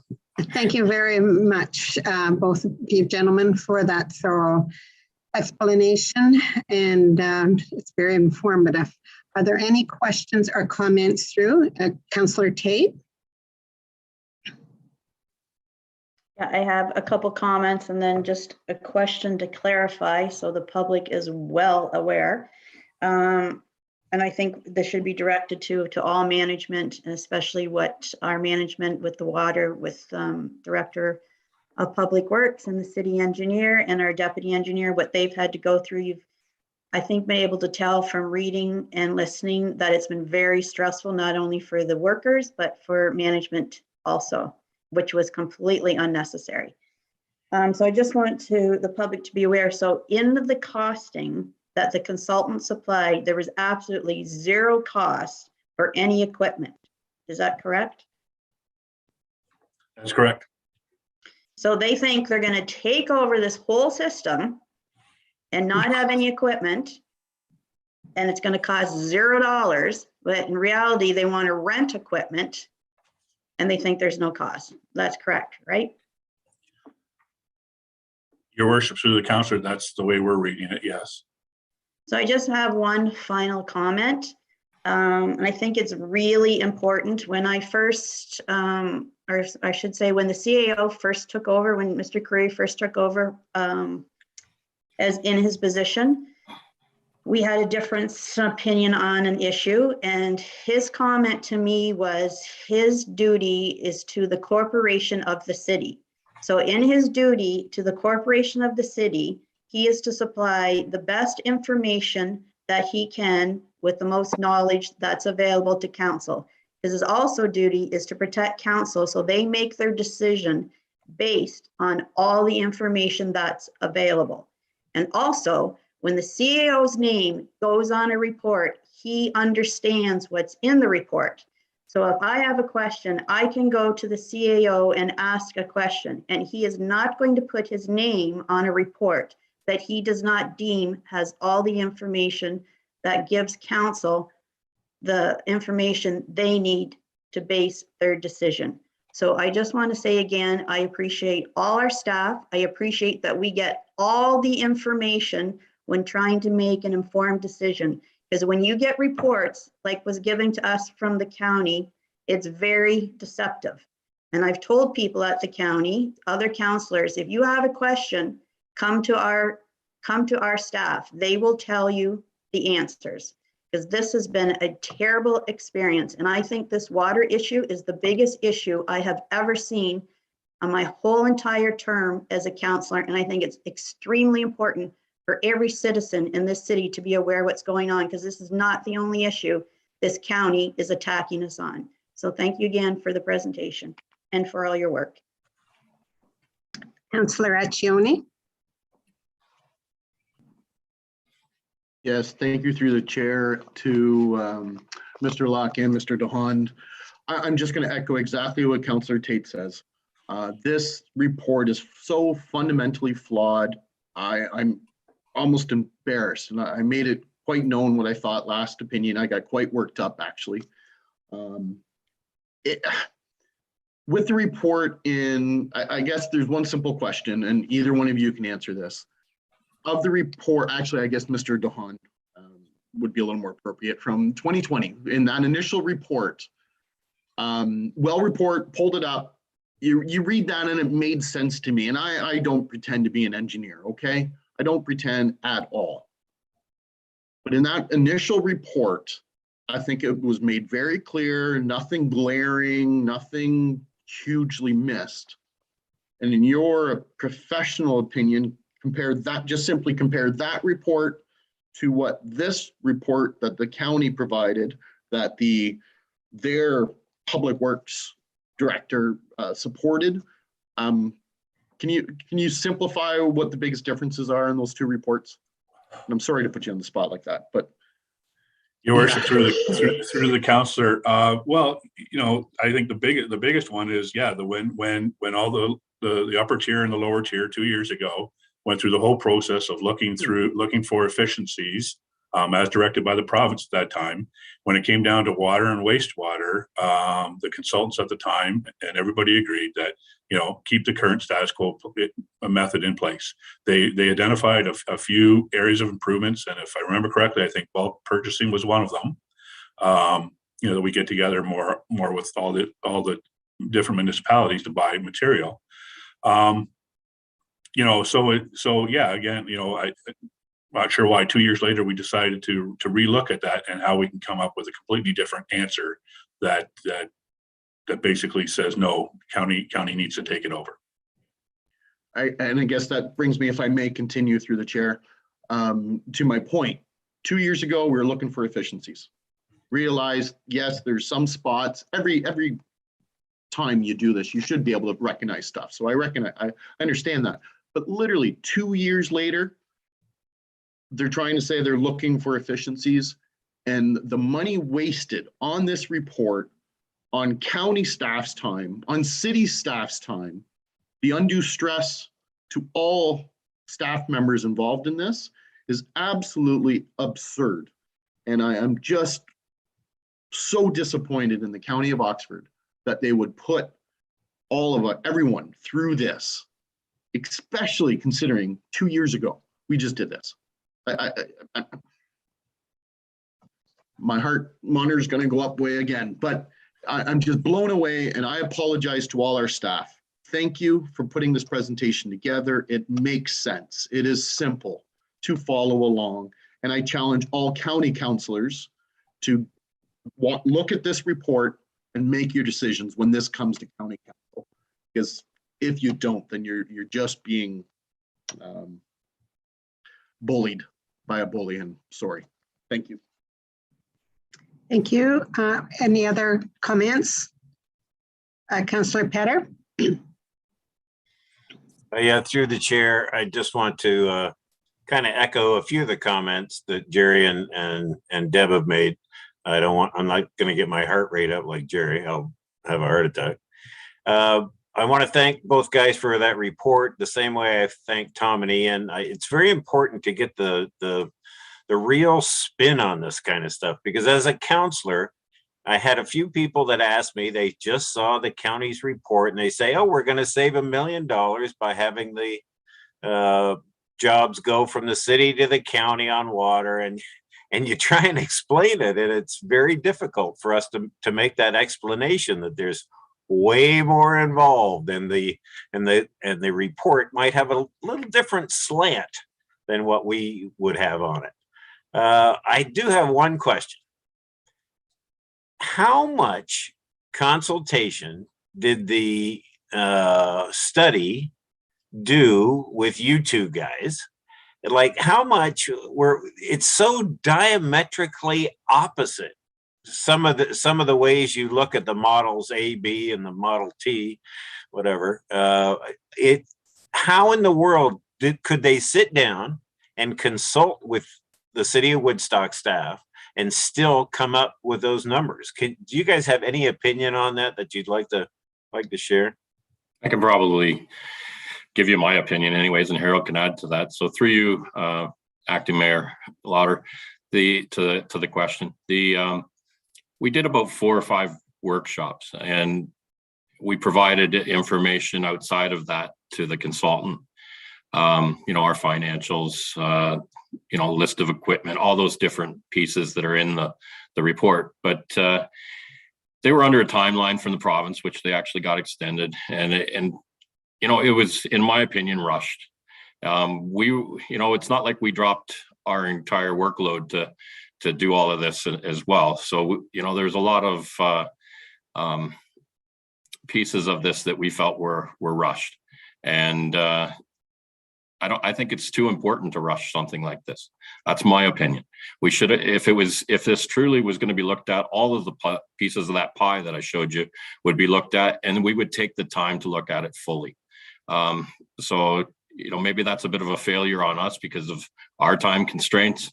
But at the same point, I think it's a failure on the entire process that we just went through. Having just gone through it in 2020, as my colleague Harold has mentioned, I don't see why we were down this path again. So that's my opinion, and I'll let Harold add anything if he wishes. Your worship, through the councillor, I echo Dan's comments completely. This wasn't a project that city staff had anticipated working on this year. We certainly hadn't allocated any time to be working on it. I suspect that county staff put in probably a lot more effort in this report than we had time to. Like Dan said, we supplied the requested information when we could.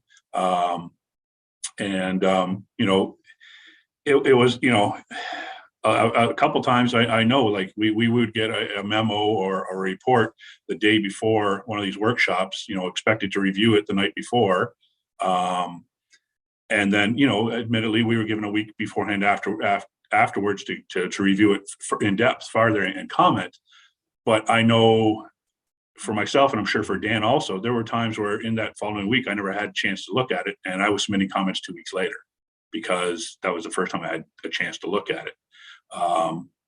So yeah, like Dan said, it was rushed. It was basically 6 months from start to end. And I know when the study was done in 2020, it was well over a year.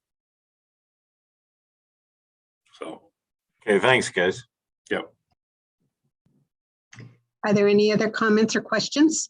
Councillor Schadenberg? Thanks a lot from your mayor through to our city engineer, Harold DeHaan. Maybe one more summary or clarification for everybody who's sort of viewing this one is the fact that you talked about was 2 years ago, we just sort of did a delivery review study.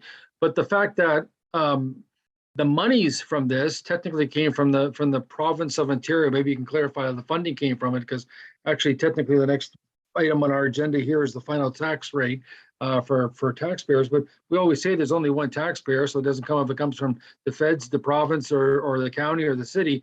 There's really technically only one taxpayer, and even though this report was not necessary, as it's been clarified, the monies still somehow came through taxpayers to be able to do this study, but not from the county and not from Oxford, not from the city of Woodstock either.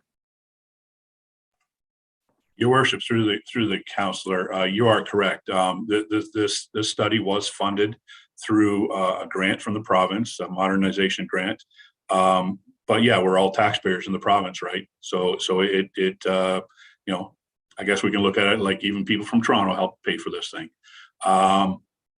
That being said, it's been said that county staff was directed to take this. I think that's a little bit incorrect, because it was the county staff that decided to ask their county for approval to apply for the grant.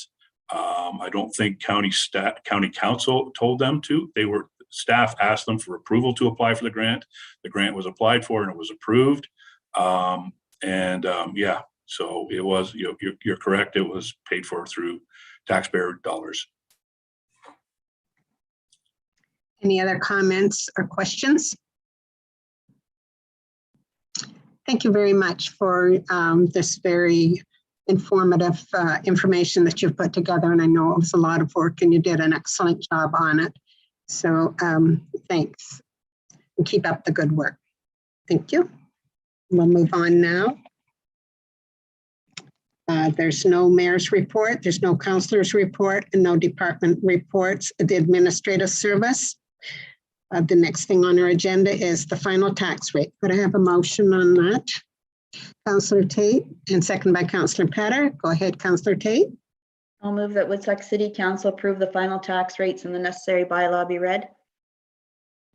Thank you. Are there any questions or comments? Thank you. I'll call for the vote on that. All in favor? Thank you. That's carried. The next one is the Business Improvement Area Special Area Charges. Could I have a motion on that, please? Councillor Talbot and Councillor Accioni seconded. Thank you. I'll move that Woodstock City Council approve the BIA tax rates and the necessary bylaw be read. Thank you. Are there any questions on that? Thank you. I'll call the vote. All in favor of that motion?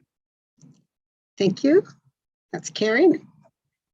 The no engineering, the Market Center Canopy roof repairs. Could I have a motion on that? Councillor Accioni and second by Councillor Schadenberg. It's moved by myself. The Woodstock City Council authorizes an increase of $121,000 for the Market Center Canopy roofing and gutter repairs to be funded by capital projects reserves. And further, that notice is hereby given that the 2022-2027 capital budget is amended accordingly. Thank you. Are there any questions on that? Councillor Schadenberg.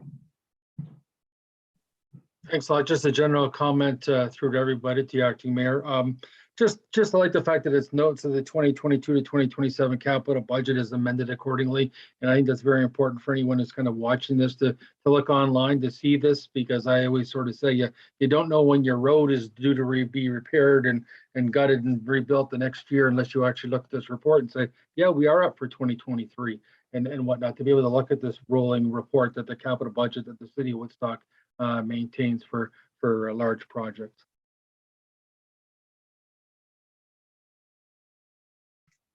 Thank you. Any other questions or comments? Thank you. I'll call the vote on that. All in favor? Thank you. That's carried. The next one is the amendments to the traffic bylaw 8021-04. A motion on that. Councillor Petter. Oh, you missed one. I think you missed one. I turned the page too quick. Just a minute. Sorry. The County of Oxford Water and Wastewater Delivery Review. Could I have the motion on that? Councillor Petter and Councillor Accioni. Yeah, I move that Woodstock Council receive the report regarding that County of Oxford Water and Wastewater Delivery Review Study as information. And further, that City Council hereby notifies County Council that it opposes models A and C and the Status Quo Plus model. And further, that City Council endorses the Model B service delivery model and requests county staff to work with city staff to report back to both councils with a joint report outlining the next steps, timelines, and costs to put Model B into place. And second by Councillor Accioni. Any comments? Go ahead, Councillor Accioni. Yes, I just want to be clear. I'm going to be voting in favor of the Model B myself, but I was also wondering if we can have a recorded vote, on this as well. Okay, are there any other comments before Councillor Tate? Just, I don't know if this is to the clerk or the CAO, since the county seems to be ignoring a motion that I put forward. They were supposed to put on their agenda. Will the county have this on their agenda? Will the county council be able to see this motion that we've passed?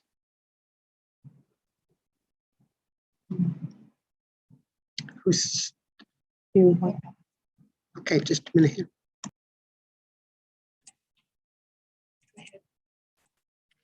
Thank you, Acting Mayor Lauder, through to Councillor Tate's question. So what we do following motions like this is my staff does send correspondence to the county clerk.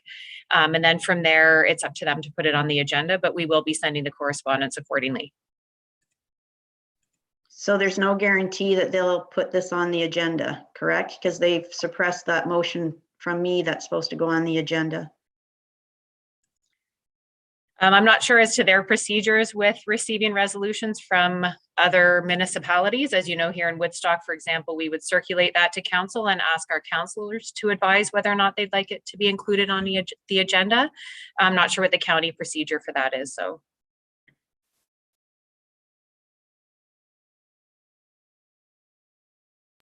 Good. Councillor Accioni? So just through to Ms. Humphries. So may I assume one of our city county councillors can make that motion then at county council? And for example, Councillor Tate can make that motion, and then they're required to recognize it then? Just, okay, just. Sorry. Thank you, Acting Mayor Lauder, through to Councillor Accioni. Again, not being familiar with what their procedures would be, I would think that one of the county councillors could request their clerk to add that to their agenda. Yes. Perfect, thank you. Well, then I ask them to do so. Go ahead, Councillor Schadenberg. Thanks a lot, Acting Mayor Connie. I guess my thing is more about to do with semantics here, my comment or question.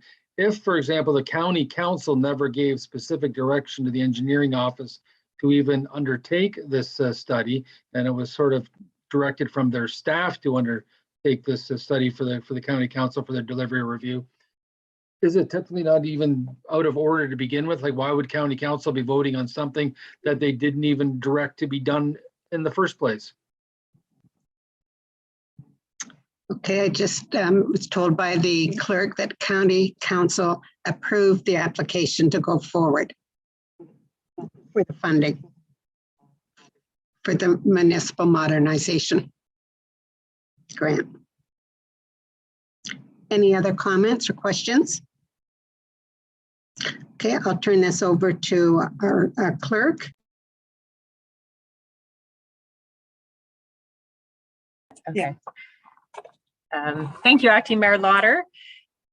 So Councillor Accioni requested the recorded vote so that the report be received as information and that we notify the county that we support Model B in theory. Would anyone like the motion reread?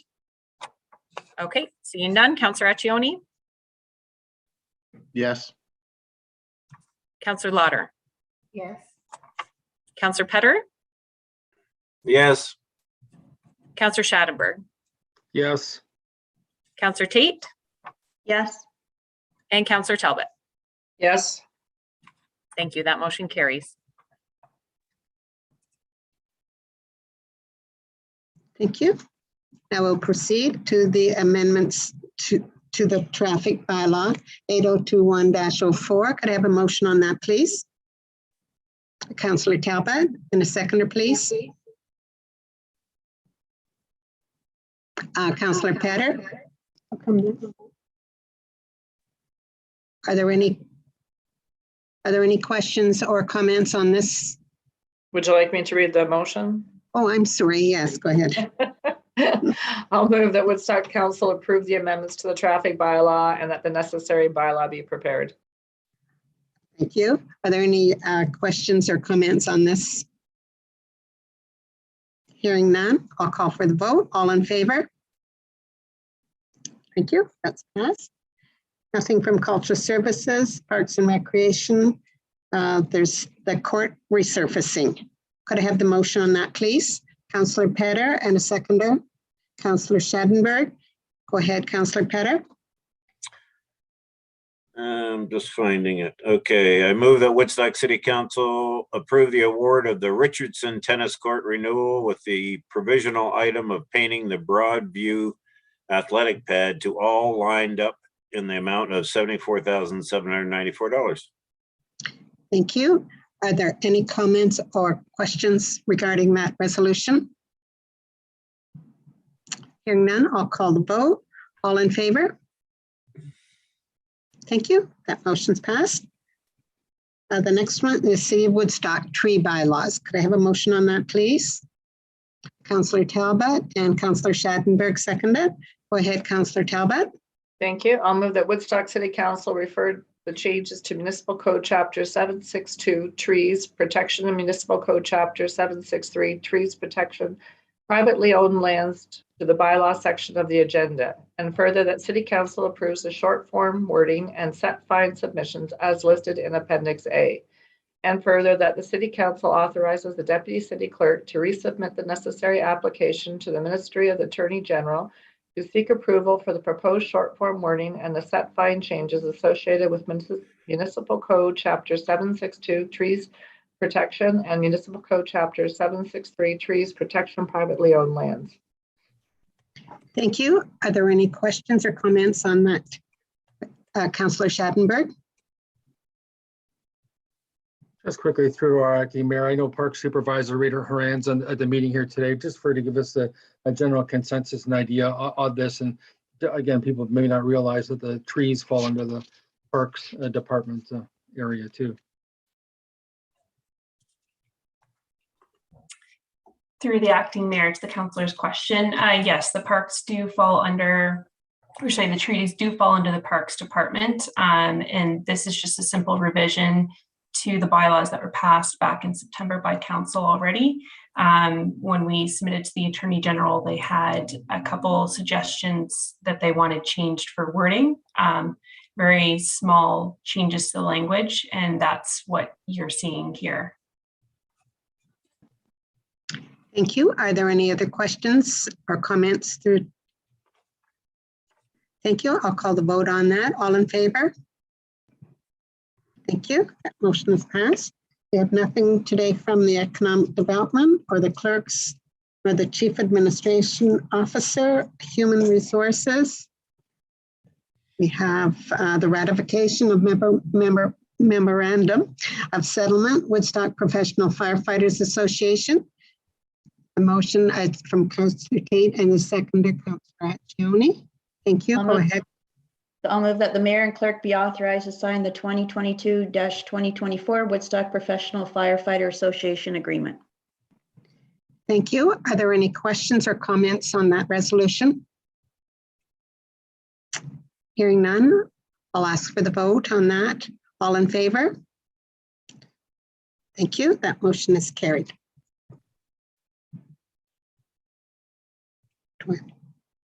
Councillor Petter. Okay, thank you. The next one is from the fire services.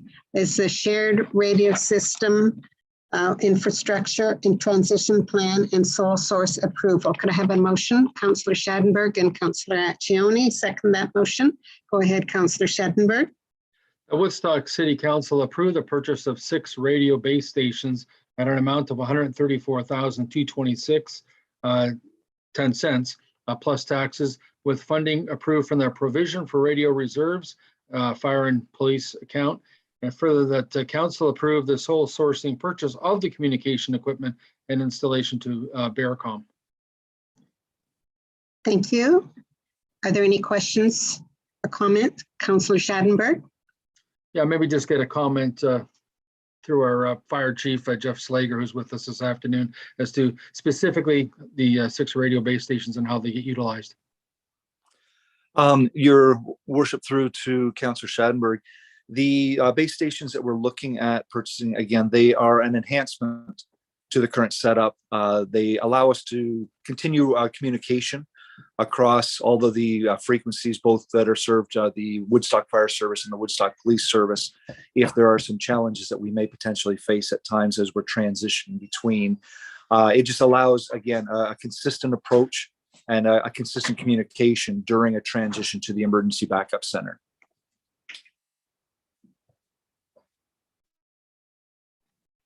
Thank you. Are there any questions through to the fire chief or comments? Hearing none, I'll ask for the vote on that. All in favor? Thank you. That motion's carried. So we have nothing from the Public Works or Information Technology.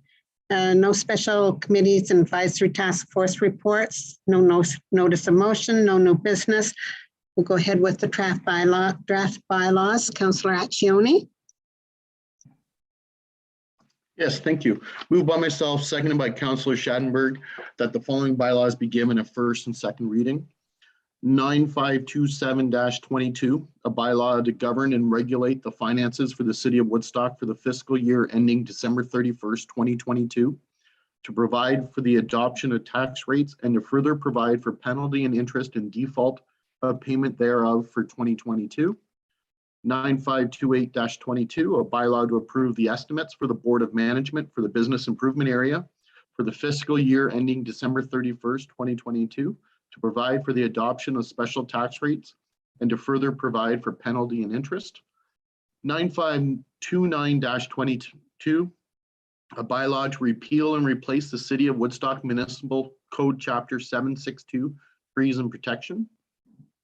And 9530-22, a bylaw to repeal and replace the City of Woodstock Municipal Code Chapter 763, Trees Protection, Privately Owned Lands. Thank you. Are there any comments or questions? Hearing none, I ask for the vote on that. All in favor?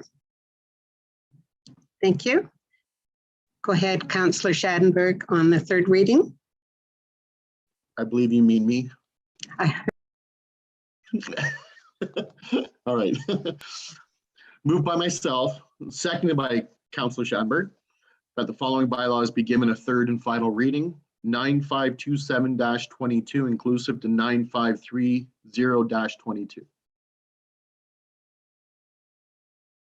Thank you. I'll ask for the vote on that. All in favor? Thank you. That's carried. Now we'll get to the questions and addresses by the members of council. Councillor Petter.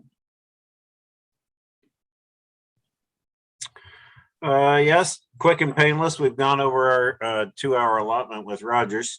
I want to wish all the mothers out there a happy Mother's Day. I was too poor to have a mother when I was growing up, but I know that the mothers out there do a fantastic job.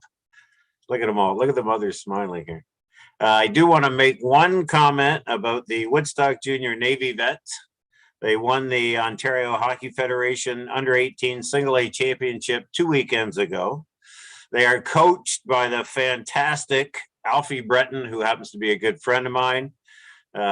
He's insinuating that he might retire from coaching, but this is a plea to continue to coach. He does such a good job. He actually coached my son when he was playing hockey. So congratulations to those guys. It's been a long couple of years, these hockey teams trying to play games, and amid COVID and everything else they've got to go through, and they even got to do it at home. So congratulations to that team. Thanks.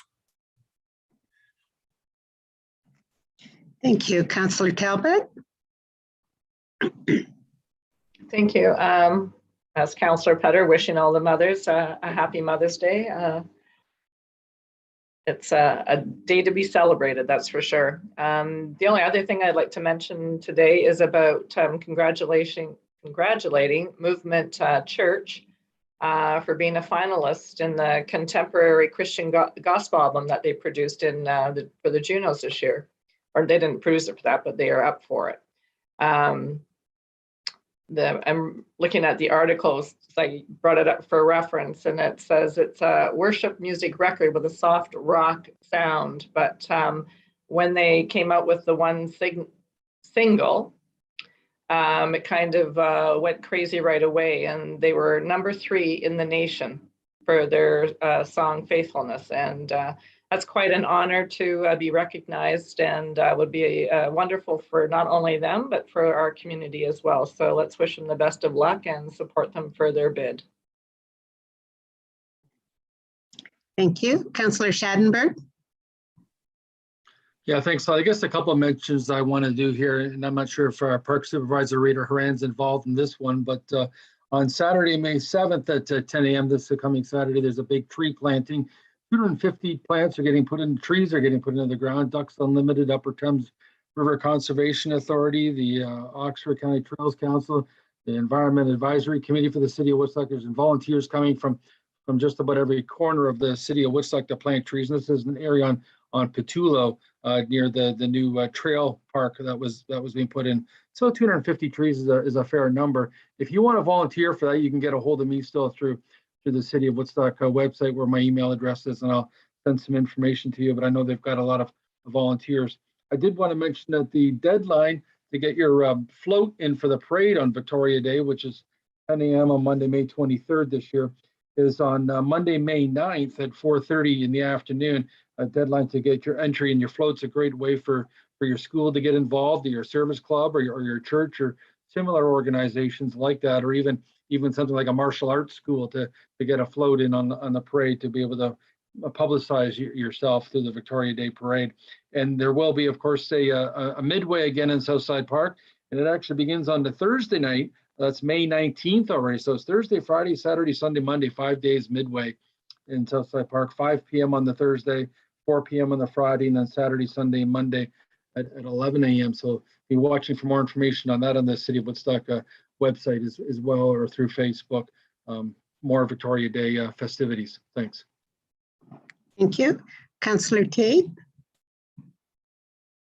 Yeah, thanks. Councillor Talbot mentioned about the Juno Award being nominated. Councillor Lauder and Councillor Schadenberg had set up a meeting for Councillor Lauder and I to meet Jeff Price from the church, and he mentioned it. It's quite exciting. I know Councillor Atjoni already knew him, but I'd never met him before. Neither had Councillor Lauder. So very exciting for the church. Hope they win. That would be fantastic. Also, just so everybody's aware, the Woodstock Rotary Club, not the Oxford Rotary Club, is selling roses right now. They're $35 a dozen if you would like to buy some. I have tickets, but I've also dropped some off at the police station and fire hall. The proceeds this year are going to DASO and to Operation Sharing. So two very good organizations in town that can use the fundraising. And just my last comment, I know I keep saying this, but I'm going to say it again. And I've been doing it for the last term and this term. I've been trying to give updates on what's going at County Council because it's out of control over there. It's been out of control for a long time. I'm glad this time it's affected us at City Council, so it's got more awareness. And I've been telling the public has got to pay attention to what is going on over there. The money that's being spent is crazy. If you saw the number of employees and just the fleet alone, it would be shocking. I know myself and at the time, Mayor Birch both voted against the budget because it was just absolutely crazy. I mean, if that happened at City Council, I'm sure there would be heads that would roll. And just further to that, I do think this water issue is really big, very, very big. And I think this is just the start. I know I tried to reach out to a couple staff members, and I know our staff have, and they ended up using my email in a negative manner, and they have done some stuff behind the scenes that have broken the trust that there should be. So I just want the public to be aware, and the rest of council, and I wish County Council was aware that the games that are being played over there is absolutely terrible. It's unprofessional, and to me, the relationship is broken. I hope we find a way to go forward. I did mention to one of the other county councilors, I think they forget over there. Our taxpayers are paying 40% of every dollar that is spent in that building. You think they'd have a little more respect for the taxpayers of Woodstock and for our staff, but for some reason they want to try and find some way to cause stress wherever they can. And I'm sure there'll be more stuff come out, but going forward, I have full confidence in our staff and whatever decision they take, that in this relationship with the county, which I think has been completely destroyed, and it's not by our staff, it is by that staff. Thank you. Thank you, Councillor Accioni. Thank you. I'm not going to get my heart rate elevated again and mention any more about what's going on at the county. So thank you, Councillor Tate, for mentioning that. I certainly hope our fellow city county councillors are going to have support for the residents of the city of Woodstock. Let's keep it there. And as well as other county councillors from everywhere, recognizing the importance of not just the city of Woodstock, but also recognizing Tillsonburg as well, that we should have some say in how services are rendered. But anyways, I'm going to move on. Happy Mother's Day, of course, to all mothers out there, stepmothers, everyone. World wouldn't be the same without you. So thank you so much. Happy Cinco de Mayo Day. I wonder how many people are going to be eating tacos and burritos tonight, maybe even a couple of drinks. I do want to, an email was sent out to everybody and I thought it was really good, and I'm going to read it out. May is Mental Health Awareness Month. This was sent out by another city employee, so I just think it's beautiful. So I asked permission to share it. So in any given year, 1 in 4 people will experience some form of mental illness. Please remember, not all pain is physical and not all wounds are visible. Let your voice be heard, break the silence, break the stigma. Always take the time to be kind to your mind and to those around you. Everyone you meet is fighting a battle you know nothing about. So please keep that in mind. Be kind, be a good person. Again, happy Mother's Day to all the mothers out there. Thanks everybody, and I'll see you again soon. Please stay tuned to the county. Thank you. Thank you. I've received a thank you note from the Woodstock Minor Hockey Association addressed to the Community Grants Advisory Committee and the City of Woodstock for the community grant they were given in support of their OHF under 18 a championship tournament. They were very, very appreciative, and I did go and drop the puck that night, and that was quite an honor for me to do that. And I didn't even have to put skates on, and I didn't fall. So that was really great. And from the Woodstock Art Gallery, please join the art gallery this Saturday, May the 7th from 1 p.m. to 4. Explore the new exhibitions, meet the artists, and discover the permanent collection. The exhibiting artists will be in attendance, and tours will take place at 2 p.m. and 3 p.m. Please see the gallery's website for more information. The event is free and everyone is welcome to attend. I want to relay an experience I had last week. There are many, many scams. In fact, today I've had 4 calls already on my phone, some about income tax, some about my credit card. It just goes on and on. But this scam was, and I thought I would never get caught in a scam. The call was supposedly from my grandson telling me he was in an accident, there was drugs involved, and he was in jail. Being a mom and a grandmother, I took this all in, and they wanted $5,000. So I kept asking. I was hesitant on his voice, yet I thought that maybe he was crying or something. And so I took that all into consideration. And then I kept saying, Mitch, it doesn't sound like you. And so that the questions went back and forth. And so I finally said, Mitch, ask me something that only you and I would know. So the person on the end, I had enough of this old grandma and eventually hung up. I still wasn't satisfied with that. I was just beyond myself. I called the police station and they were fantastic with me. They said, no problem. Just give me his name. They'll call the police in London and see if he's in jail. And I also tried to phone his cell. And I thought, well, no, he won't have a cell. He'll be in jail. They've taken his phone. And even though he is a crane operator and he wouldn't be answering grandma's call and when he was in his crane. So anyhow, it all turned out fine. He wasn't in jail. He called me a couple hours later and I said, Mitch, are you in jail? No, grandma.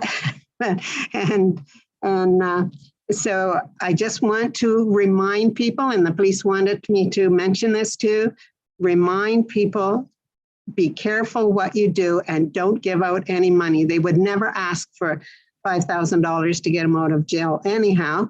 And it was a terrible scam and a terrible fright. And I know that every loving grandma or grandpa could get caught in something like this. So all turned out very well. And actually the same thing, I had a call from the police station later that day, and a similar thing happened in St. Thomas. So just beware and of all these scams that are going around. So thank you, and happy Mother's Day to everyone. And with that, I'll ask for a motion for adjournment. Councillor Petter and Councillor Tate. All in favor?